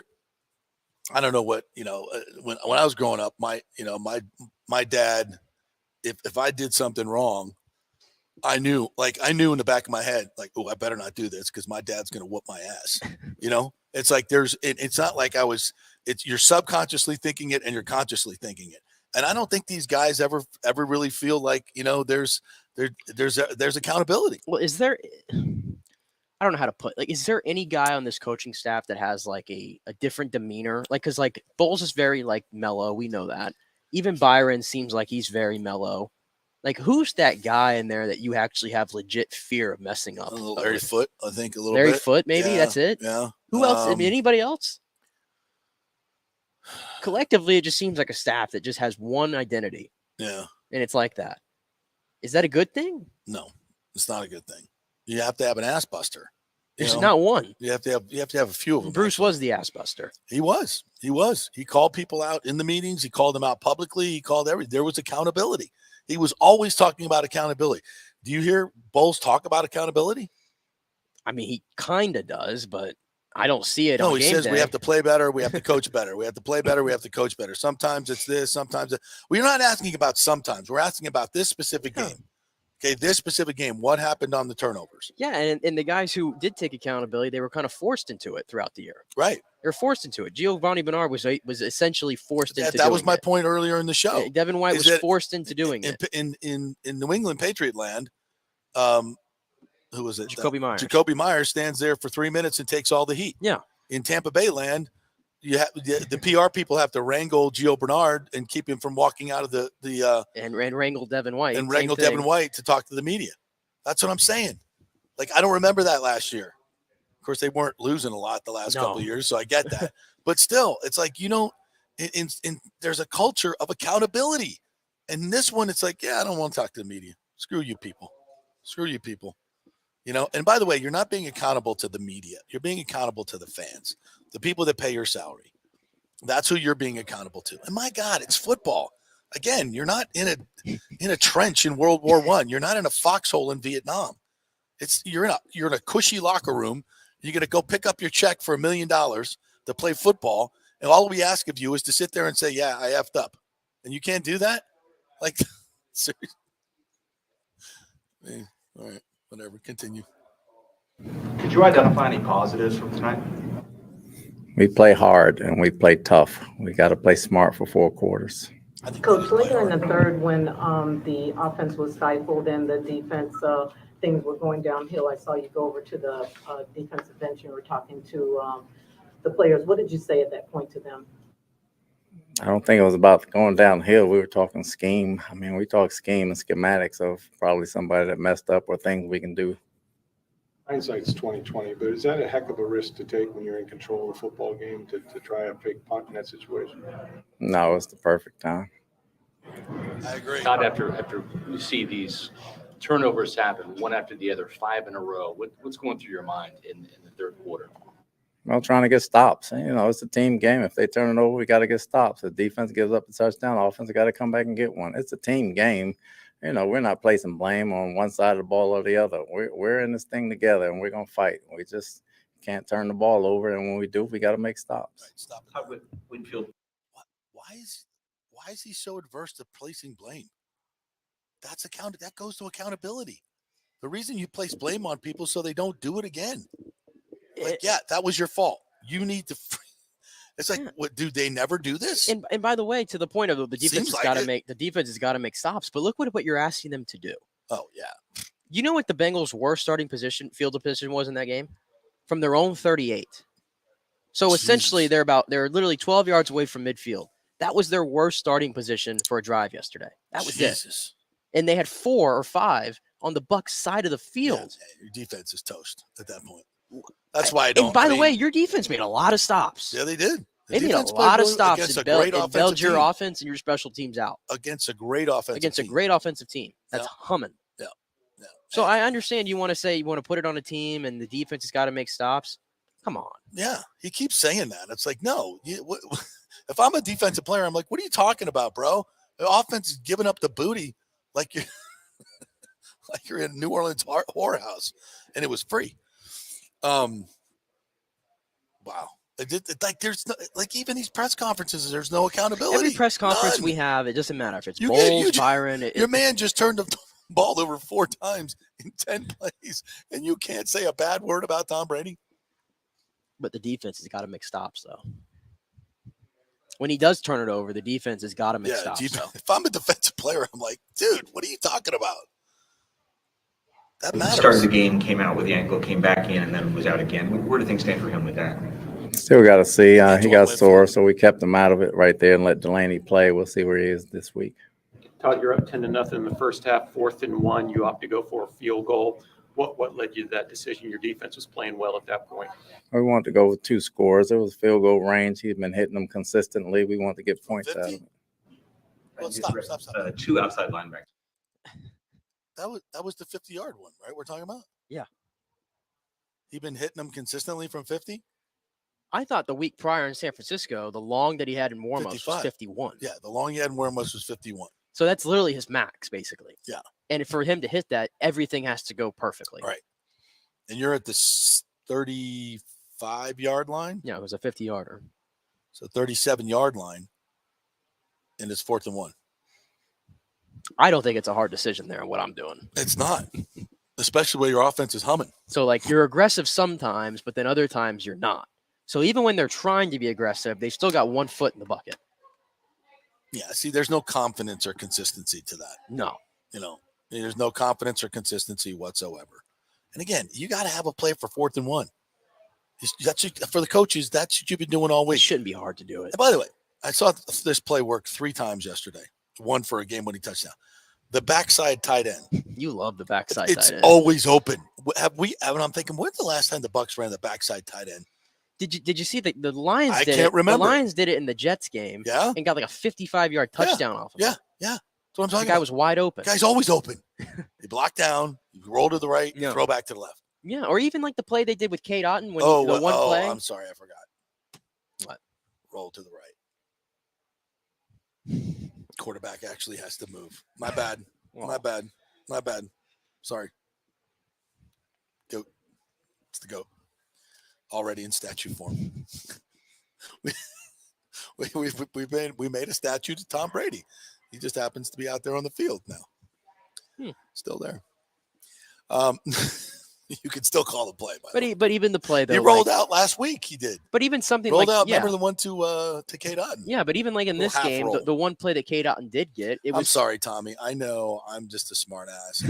I'm blasphemous in saying that about you as the GOAT. I should be flogged. I should be tarred and feathered. I'm just awful for saying that. I promise when his tenure in Tampa Bay is over, I will remember the good things. I will too. I won't. I will not remember this game. Still the greatest thing that ever happened to the Buccaneers franchise is Tom Brady choosing Tampa Bay and them winning a Super Bowl. Still the greatest thing that has ever happened to this franchise. You know, the 2002 Bucs are a really close second, but that's Tom Brady. He's the greatest player to ever play the game, and he brought us a Super Bowl and a 13-win season. So still the greatest thing that ever. But we have to be honest with what we see when we see. I'm in the moment right now. Yeah. In the moment right now, it ain't good enough. And then you can have two things can be true here. He brought us a great moment. He was fantastic for 2 years, and now he's not as much because the team around him is not as good, and it just exemplifies his weaknesses. Hey, listen, it's a great way to say it. I should have said that from the beginning. And by the way, if he is in decline, if he really is in decline, am I really supposed to really like raise my voice and get all mad about it? No, the guy's 45 years old. No, absolutely not. No. It is what it is. You put a crap team around an aging GOAT, and he's going to look bad, and that's what we're witnessing.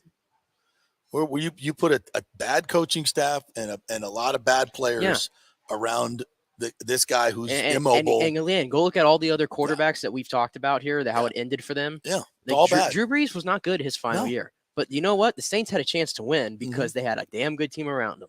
Peyton Manning won a Super Bowl throwing 9 touchdowns and 17 picks. That's right. And got benched for Brock Osweiler at one point. That's right. Remember that? Yep.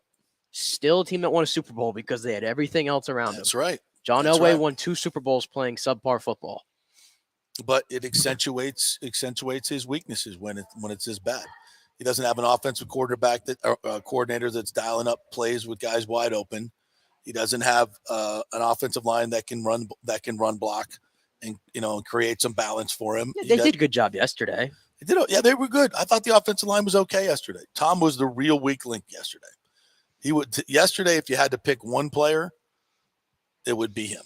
I think if you had to pick one player, that was the biggest fault. It's fair because those turnovers were all on him, except for the one he got hit at the end, which you could put a little bit on him but he was just trying to make a play at that point. I get it. But the other three, egregiously on him, no question. All right, we got more from Bowles. Is there more exciting? Just a few more from Bowles here. This one's about the outside linebackers. I didn't like minutia. Period for the game. I know that had to be a limiting action in terms of the pressure you could get. Was that a factor in not being able to contain the Bengals offense as well in the second half? No, again, field position had a lot to do with it, and penalties kept one drive alive, and we shooting ourselves in the foot.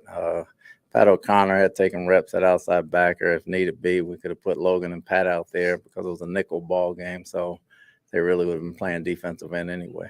For a team as talented as this, and they are talented given the way they started the game, with the way things unraveled in the second, is your team lacking mental toughness? We have a lot of toughness. We got to deal with adversity better. We got to stop the miscues and Bucs versus Bucs. So we understand that. We talk about it. We preach it. We practice it. And we take onus of it, and we'll fight to stop it. Yeah, they definitely did not handle adversity better. But you know what? They didn't handle success well either. No. You were up 17-0. You didn't handle that well either. No. So you're just bad all the way around. That's just as simple as it is. It's a bad football team. Yeah. And the NFL needs to – and I'm at the point – listen, we had this discussion last week a little bit. Would you rather the Bucs host a playoff game or not make the playoffs? I'm going to be honest with you. I'm at the point, it's hard to watch this team every week. Oh, I don't even want to see it. I mean, I'm not. You can call me a fake fan all you want. Don't tell me you're having fun watching this right now. Do you really? This sucks. I don't want to watch this team in the playoffs.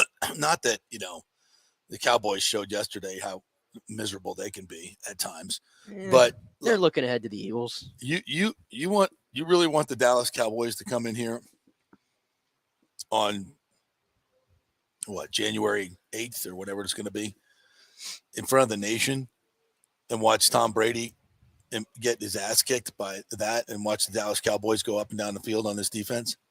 Do you really want to see that? Is that the way you? It's what I'm saying. Oh, I mean- well, we made the playoffs. We can put a little. We can put it on our Wikipedia page that we made the playoffs in 2022. Is that all it's for? You're going to be known as the worst playoff team in history. Is what you're going to be known as. One You're of. going to be known as the worst. No, because the other sub 500 one, the Panthers. Did the Panthers win a playoff game? They won the Seahawks playoff won a game. playoff game. Yeah, the Seahawks and the Panthers. This team has no chance to win a playoff game. None whatsoever. At least I can't see it. I mean, I know when playoffs start, everybody you're 0-0, right? And anything can happen. Yeah, I guess, but you're still the same crappy team that you were. Yeah, that's what I'm saying. I just don't know. I don't see how the stakes get raised, how this team gets better. I don't either. I don't see that one. No, because I don't think it's guaranteed that I still don't even think it's guaranteed they win the division. Oh, I don't. I know the Panthers. How can you pick them to win a game? I know the Panthers. Missed a big opportunity this week by not playing any good football at all against the Steelers. I get that. But they've still beat this team before. Yeah, and 21-3. And I'm looking at who the Bucs Wasn't are going to have close. to. The Bucs are going to have to play Trace McSorley this week, Yeah. and you might go, "Oh, great game to get back." Oh, listen, you don't know what Trace McSorley can do against a Buccaneer. exactly, and Desmond Ritter. Do not I don't know. underestimate Desmond Ritter. Yeah, that's what I'm saying. I can't look past these guys. They're going to play Trace McSorley, Sam Darnold, and Desmond Ritter in the final 3 games. And I can't confidently come here and tell you they're going to win this division. Isn't that crazy? Isn't that bizarre? Wow. The sign of the times.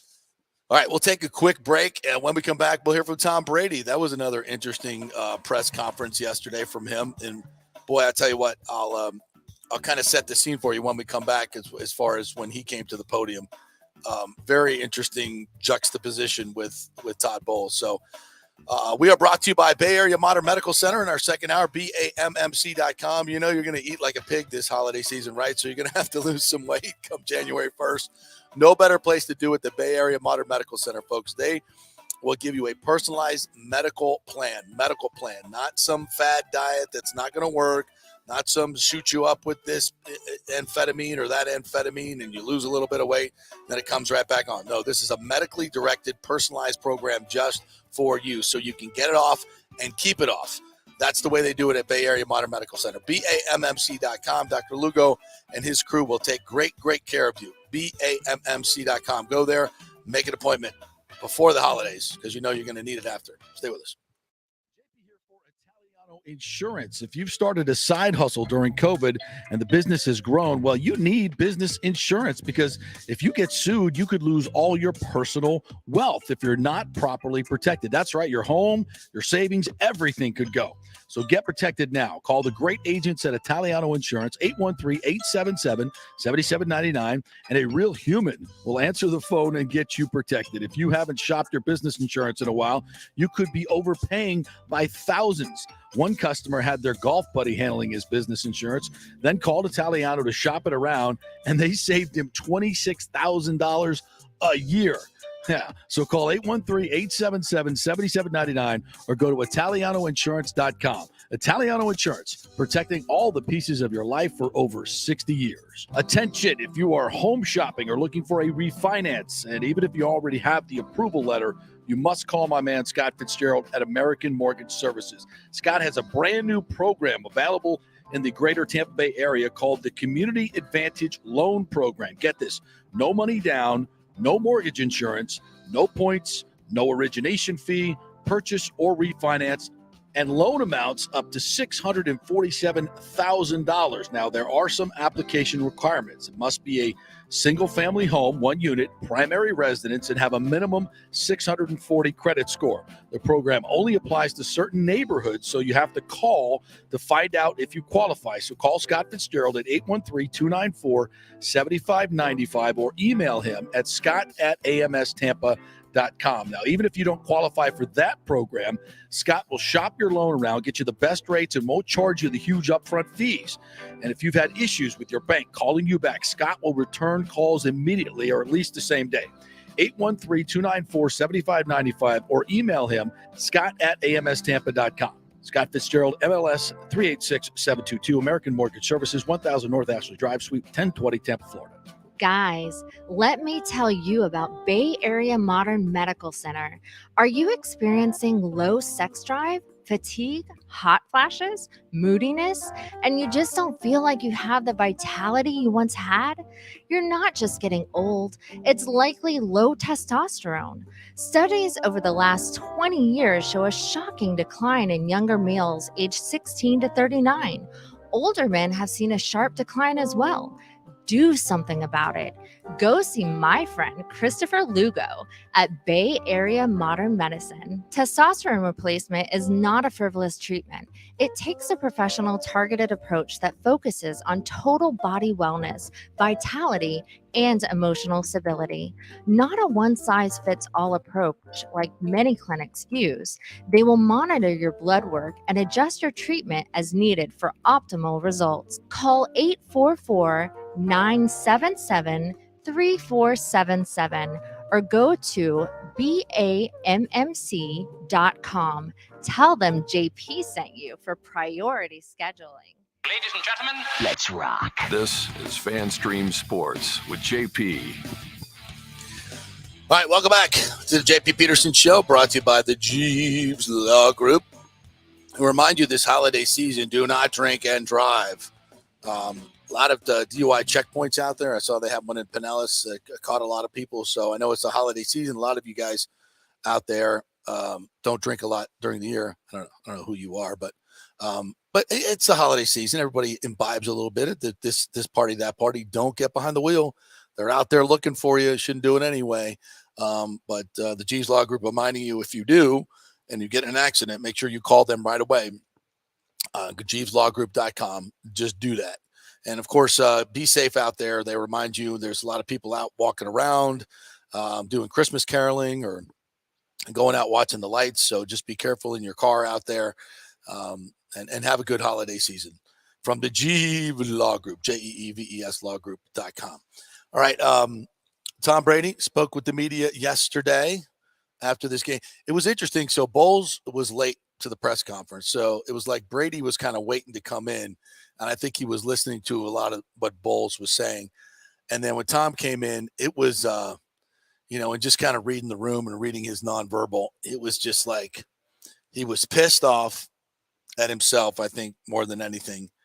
And I think he was it was a very defeated attitude, in the whole sense of it. There was no, see if you detect any fight left in this guy. It seemed like, does this sound like a guy that's pissed off and we want to come back for these final 3 games and win them and get on a high going into the playoffs?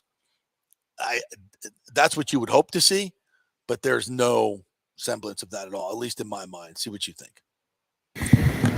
We'll start. Tom, you guys look like you're in control of that game, and then turnovers, starting with the kind of a botched fake punt there, gotcha. Just what was happening that was creating all those? Just, unforced errors. So just 2 fumbles, 2 interceptions. You can't win football games like that. So. Tom, Todd's talked about Bucs on Bucs. You guys are beating yourselves the last couple of weeks. You hear your coach say that. What's going through your mind? Yeah, we just, we had a good first half. We're in a good position, and we just literally gave them the ball. So if you give them the ball, obviously we can't score. They're a good offense. So they scored, and, they took advantage. In the first half, you guys were moving the ball really well, possibly even the best you have all season, especially in the passing game. What felt different when you guys opened the game in the first half compared to other games? Yeah, we played good. I think we had the ability to play good. I don't think we lack confidence in playing good. It's just consistency, and 2 good quarters doesn't win you any football games, and 5 turnovers doesn't win you any football games. The leader on this team, what can you do to try to help this team moving into next week and wiping it away? Yeah, just work hard. Just work hard. So we got a huge game coming up. So I know I keep saying it, but it's a reality, and got to go make it better. Tom, the last couple of seasons, you guys weren't beating yourselves for the most part. Why is it different this year, you think? All these games are individual games, and today was 5 turnovers. You can't win football games with 5 turnovers. It's so good about limiting turnover. The reason I ask that question is because I do think it's culture related, and I don't expect him to throw Todd Bowles under the bus.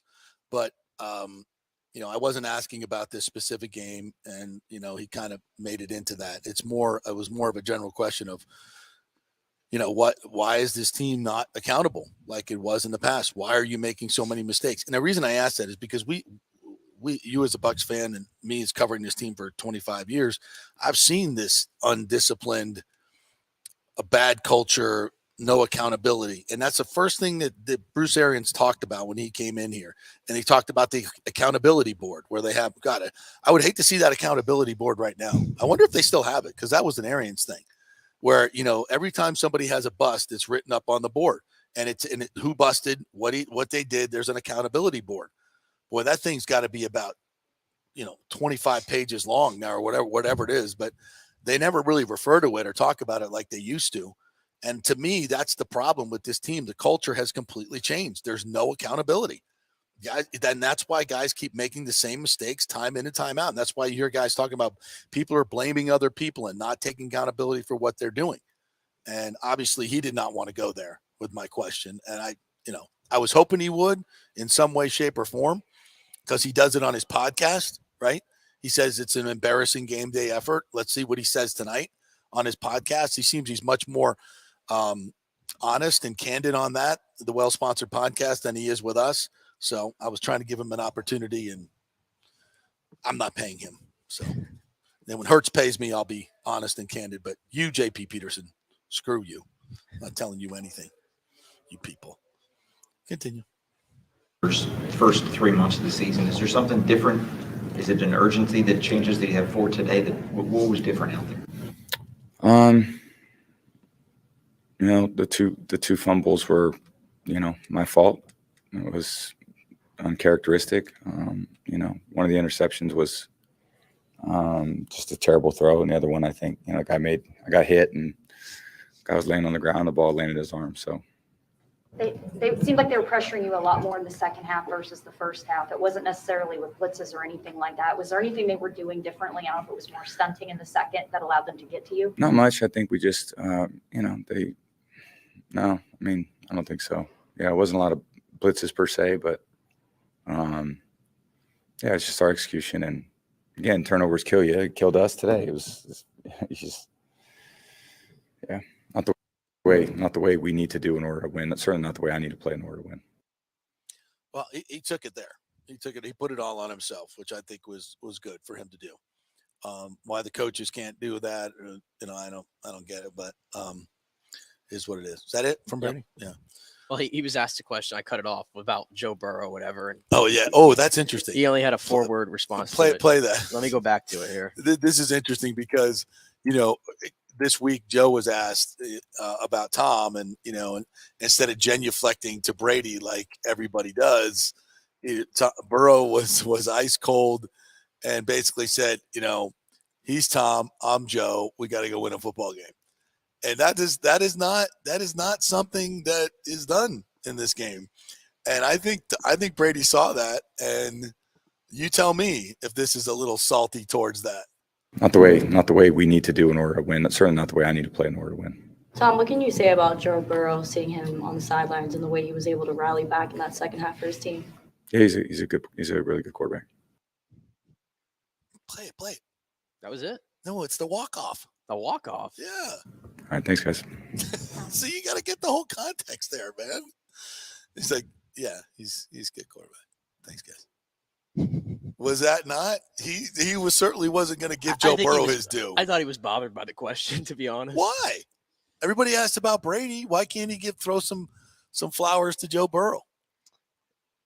He didn't really. When they embraced at the midfield, I think it was like a second. It was like a record time for like one of his little embraces to a quarterback. A second. Do you think it's because Joe didn't do his due genuflecting? No, I don't. Who knows?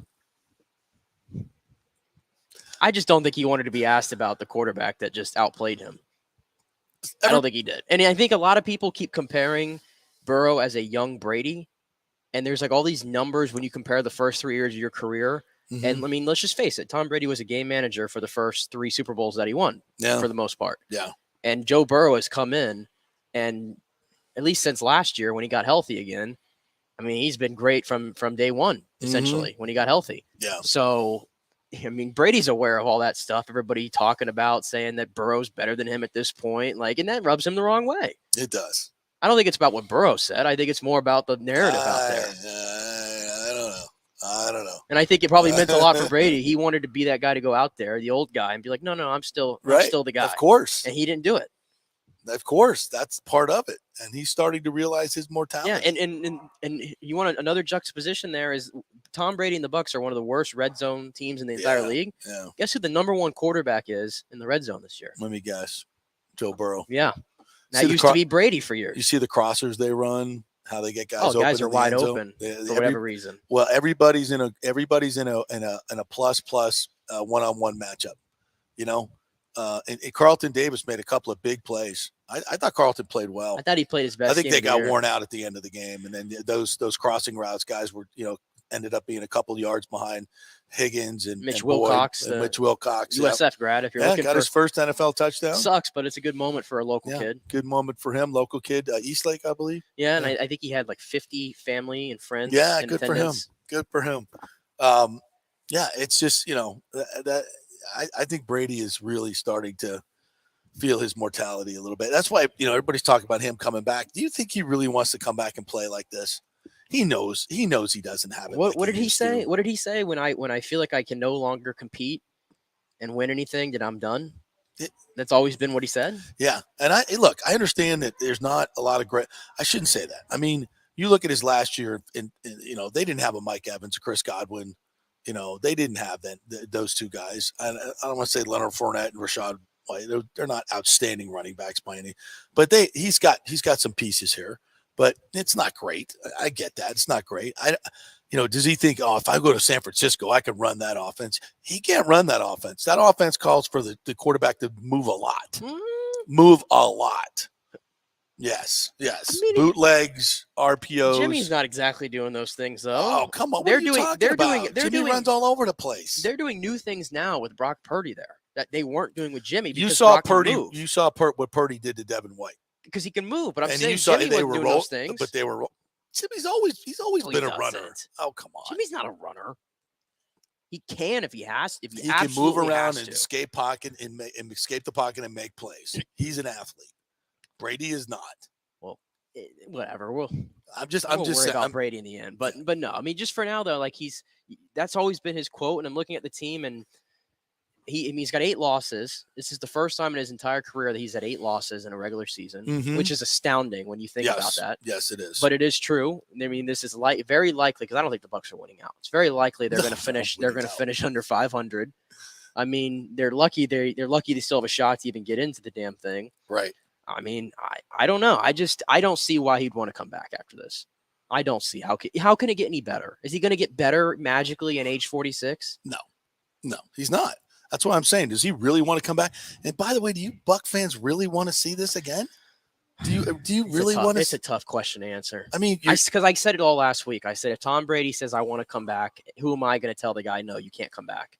Right. Because it's Tom freaking Brady. And I think the Glazers will feel some pressure, because it's my understanding that most of those luxury box deals that were done were for 5 years. Yep. So, they've got to bring Brady. Money they're making right now with Brady. Oh, they're crushing. You think they're turning that down? They're crushing it. They put in 4,000 extra seats, for God's sakes. Yes, this was at supposed to be $150 a game times 10. This was. This was the last. That's all Brady. This was the last dance. This is what it was supposed to be. Yeah. So I mean, at least people can come back and watch Brady, in his farewell song. And honestly, can it be worse than this?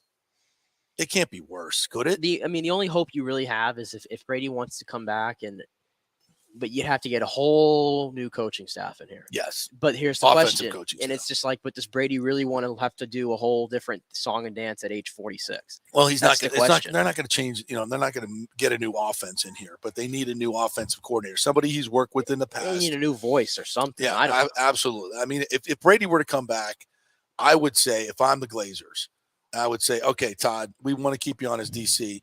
We need some juice. We need some juice at the head coaching position to come in here, an offensive-minded guy that would work with Brady. Jim Harbaugh's a Michigan coach. Oh, there you go. But you think he could work with Brady? Look what he did with Kaepernick. This is off his NFL offense. Yeah, it's a bit different. Yeah, it's way different. It's way different. So, but it's one of those things. Harbaugh is a good coach, and he's a fiery guy. He would bring a lot to the table, and he'd figure out a way. Like they would figure out a way, bring in a new offensive coordinator with some juice and figure out a way to get Brady go. Now I can buy into that. New head coach, new offensive staff, bring Brady back. You know, Godwin will be better. You know, for God's sakes, whatever, you know, I don't know what the Russell Gage contract is, but they got to find third receiver. You get Ryan Griffin back. Ryan Jensen back. Sorry, get Ryan Jensen. We'll probably back. have Ryan Griffin. Right. That guy never leaves. He's got the greatest gig in the world. You know, moves Hainsey to guard. I think you get rid of Donovan Smith. That you save some money there. You move Tristan to the left side. Draft the right tackle. You need some help on his defense. Well, Shaq Barrett comes back. So you got, you know, your defense hopefully will be better. Oh, who's departing out the other door though? What do you mean? Because of the cap. Yeah, they got $47 million. Well, a lot of these people, that $47 million, that's dead cap money. I don't know what they're over the cap. They're running out of guys to restructure. I don't even know what else they have left to even move. Yeah, I'd have to look at that. I don't really know. But I mean, when I'm painting a general scenario. There are worse. Let's just say there are worse situations out there than what the Bucs are going to look like next year. As opposed to regardless if Brady's here or not. So as opposed to a total rebuild, would I prefer that? Yeah, I think so. I think I would prefer that to a total, because a total rebuild, you're gonna lose 12 games, 14 games, whatever it is. Nobody. You have to do it at some point. I get it, but if Brady wants to hang on for one more year and you do that, what I just described. Okay, I'll buy into that. And maybe the philosophy of just continuing to throw aging veterans into this team and saying, "Oh, we're good enough." Like I understand veterans are useful, but which ones this year are really helping you? A lot of them look like they're just past it, and now you just have this bloated roster in age. Yeah, is lacking speed. Yeah, if I could get out of the Fournette deal, and I'd have to look at that, but I think that was a 3-year. At least 2 years. 3-year deal, yeah. At least 2 years that you'd have. But I think they can get out of it after one. But more than anything, you just play Rashad White and sneak Vaughn and try to go find somebody in the draft that can give you a little bit of juice. And you need a juice receiver. You know, I want to draft the right tackle, but you know, if I could find it, I don't know if I want to move. I don't know if I would want to move Wirfs to left though. I know, like left tackle, like everybody, it's the most important thing. But I mean, Tristan Wirfs has mastered that position, and it is different to an extent. And this day and age, it's a little bit more, but it still is the blind side of a standstill quarterback. You know, so that's the only thing. You go out, you get some speed. You maybe use that top draft pick on a receiver, a big time receiver that you could bring out there that can beat one-on-ones. You know, draft a tackle, draft a running back. I mean, there's a scenario here that is palatable to me with Brady coming back, but it has to be all that. I mean, you know, keeping Todd Bowles and that is off the table. It's off. That is completely off the table in my mind. If I'm the Glazers, completely off the table. And I don't know if Todd would stick around and you know, if he doesn't want to, I understand it. I get it. Fine. But he might want to. I mean, you know, I don't think there's any shame in just admitting, you know, that's just not my thing. You know, I'm a DC. I think the defensive players would love it personally. I do too. Anyway, the numbers suggest that he knows how to run a freaking might be a little defense. Awkward, but you know, I don't know. I think he's a pro. He's a pro. I think he gets it. I think at this point he's tired of being a head coach. I don't think he wants to talk to the media. No, I think he might just welcome it and just like, you know what, I gave it a shot. I wanted to get another shot to see if I could do it, and you know what, I'm not. And honestly, did he get a fair shake? Because he wasn't even allowed to hire his own staff. He was given a staff and said, you can't hire who you want. This is who you're getting. Yeah. BA, by the way, is moving upstairs. So now he's still your boss to an extent. Right. And this is what you get. Not typical. It's not an ideal. Not typical. But he still got the GOAT. You got a team that won. He is still failed. You got a team that won 13 games a year, but not exactly. But you got a lot of core players from a team that won 13 games in a Super Bowl the previous 2 years. It's what I'm saying. I don't. That's better than coming into a team that's 2-14. Like Bruce said, he didn't want him to do. Right. Exactly. Yeah. Exactly. Like he still fell. Don't get me wrong, but I do feel for him if he's thinking like, man, I didn't get a fair shake. Yeah. To an extent. But again, I don't see there's any shame in this. You're one of the best defensive coordinators the game has seen, at least in the last 20 years. You can hang your hat on that. You weren't a great head coach. So what? There's not a lot of guys that are. So what? You're still a great. And by the way, you're making millions of dollars, millions and millions of dollars. I know we think of this, oh, poor Todd. No. No, poor guys out there that can't pay their rent and their mortgage. He'll be fine. He'll be fine. He's just not going to be known as a great head coach. So what? He's got a ring. He's got a Super Bowl ring. He's got millions of dollars in the bank. He's got a great family. There's no shame. It didn't work. Okay, fine. Move on. There's no shame in it at all for me. But I think if you're the Glazers, I just don't see any scenario where you can look at this team and how it's coached and the culture of this team and bring back Todd Bowles you can't. You can't. There's too much at stake. There's too much money. There's too much everything. No. So to me, it's either that scenario or it's a complete rebuild. Hey folks, if you still haven't done your shopping out there, the Gold and Diamond Source is waiting for you over there. They've got some great deals going on, big time deals right now.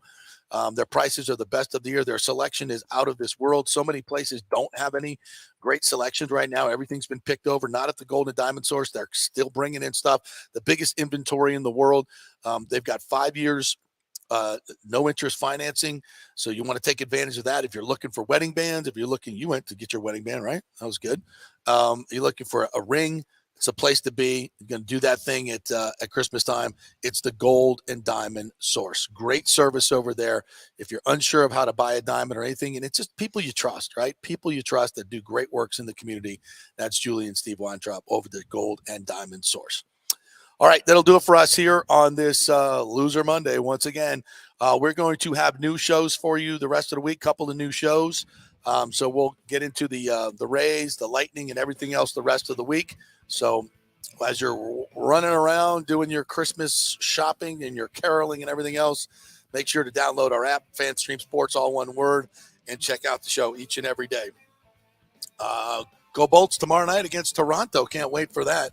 And it'll be an interesting Monday nighter tonight with the Rams and Baker Mayfield against the Packers and Aaron Rodgers, who are back in it. So we'll talk to you tomorrow. Have a great day, everyone.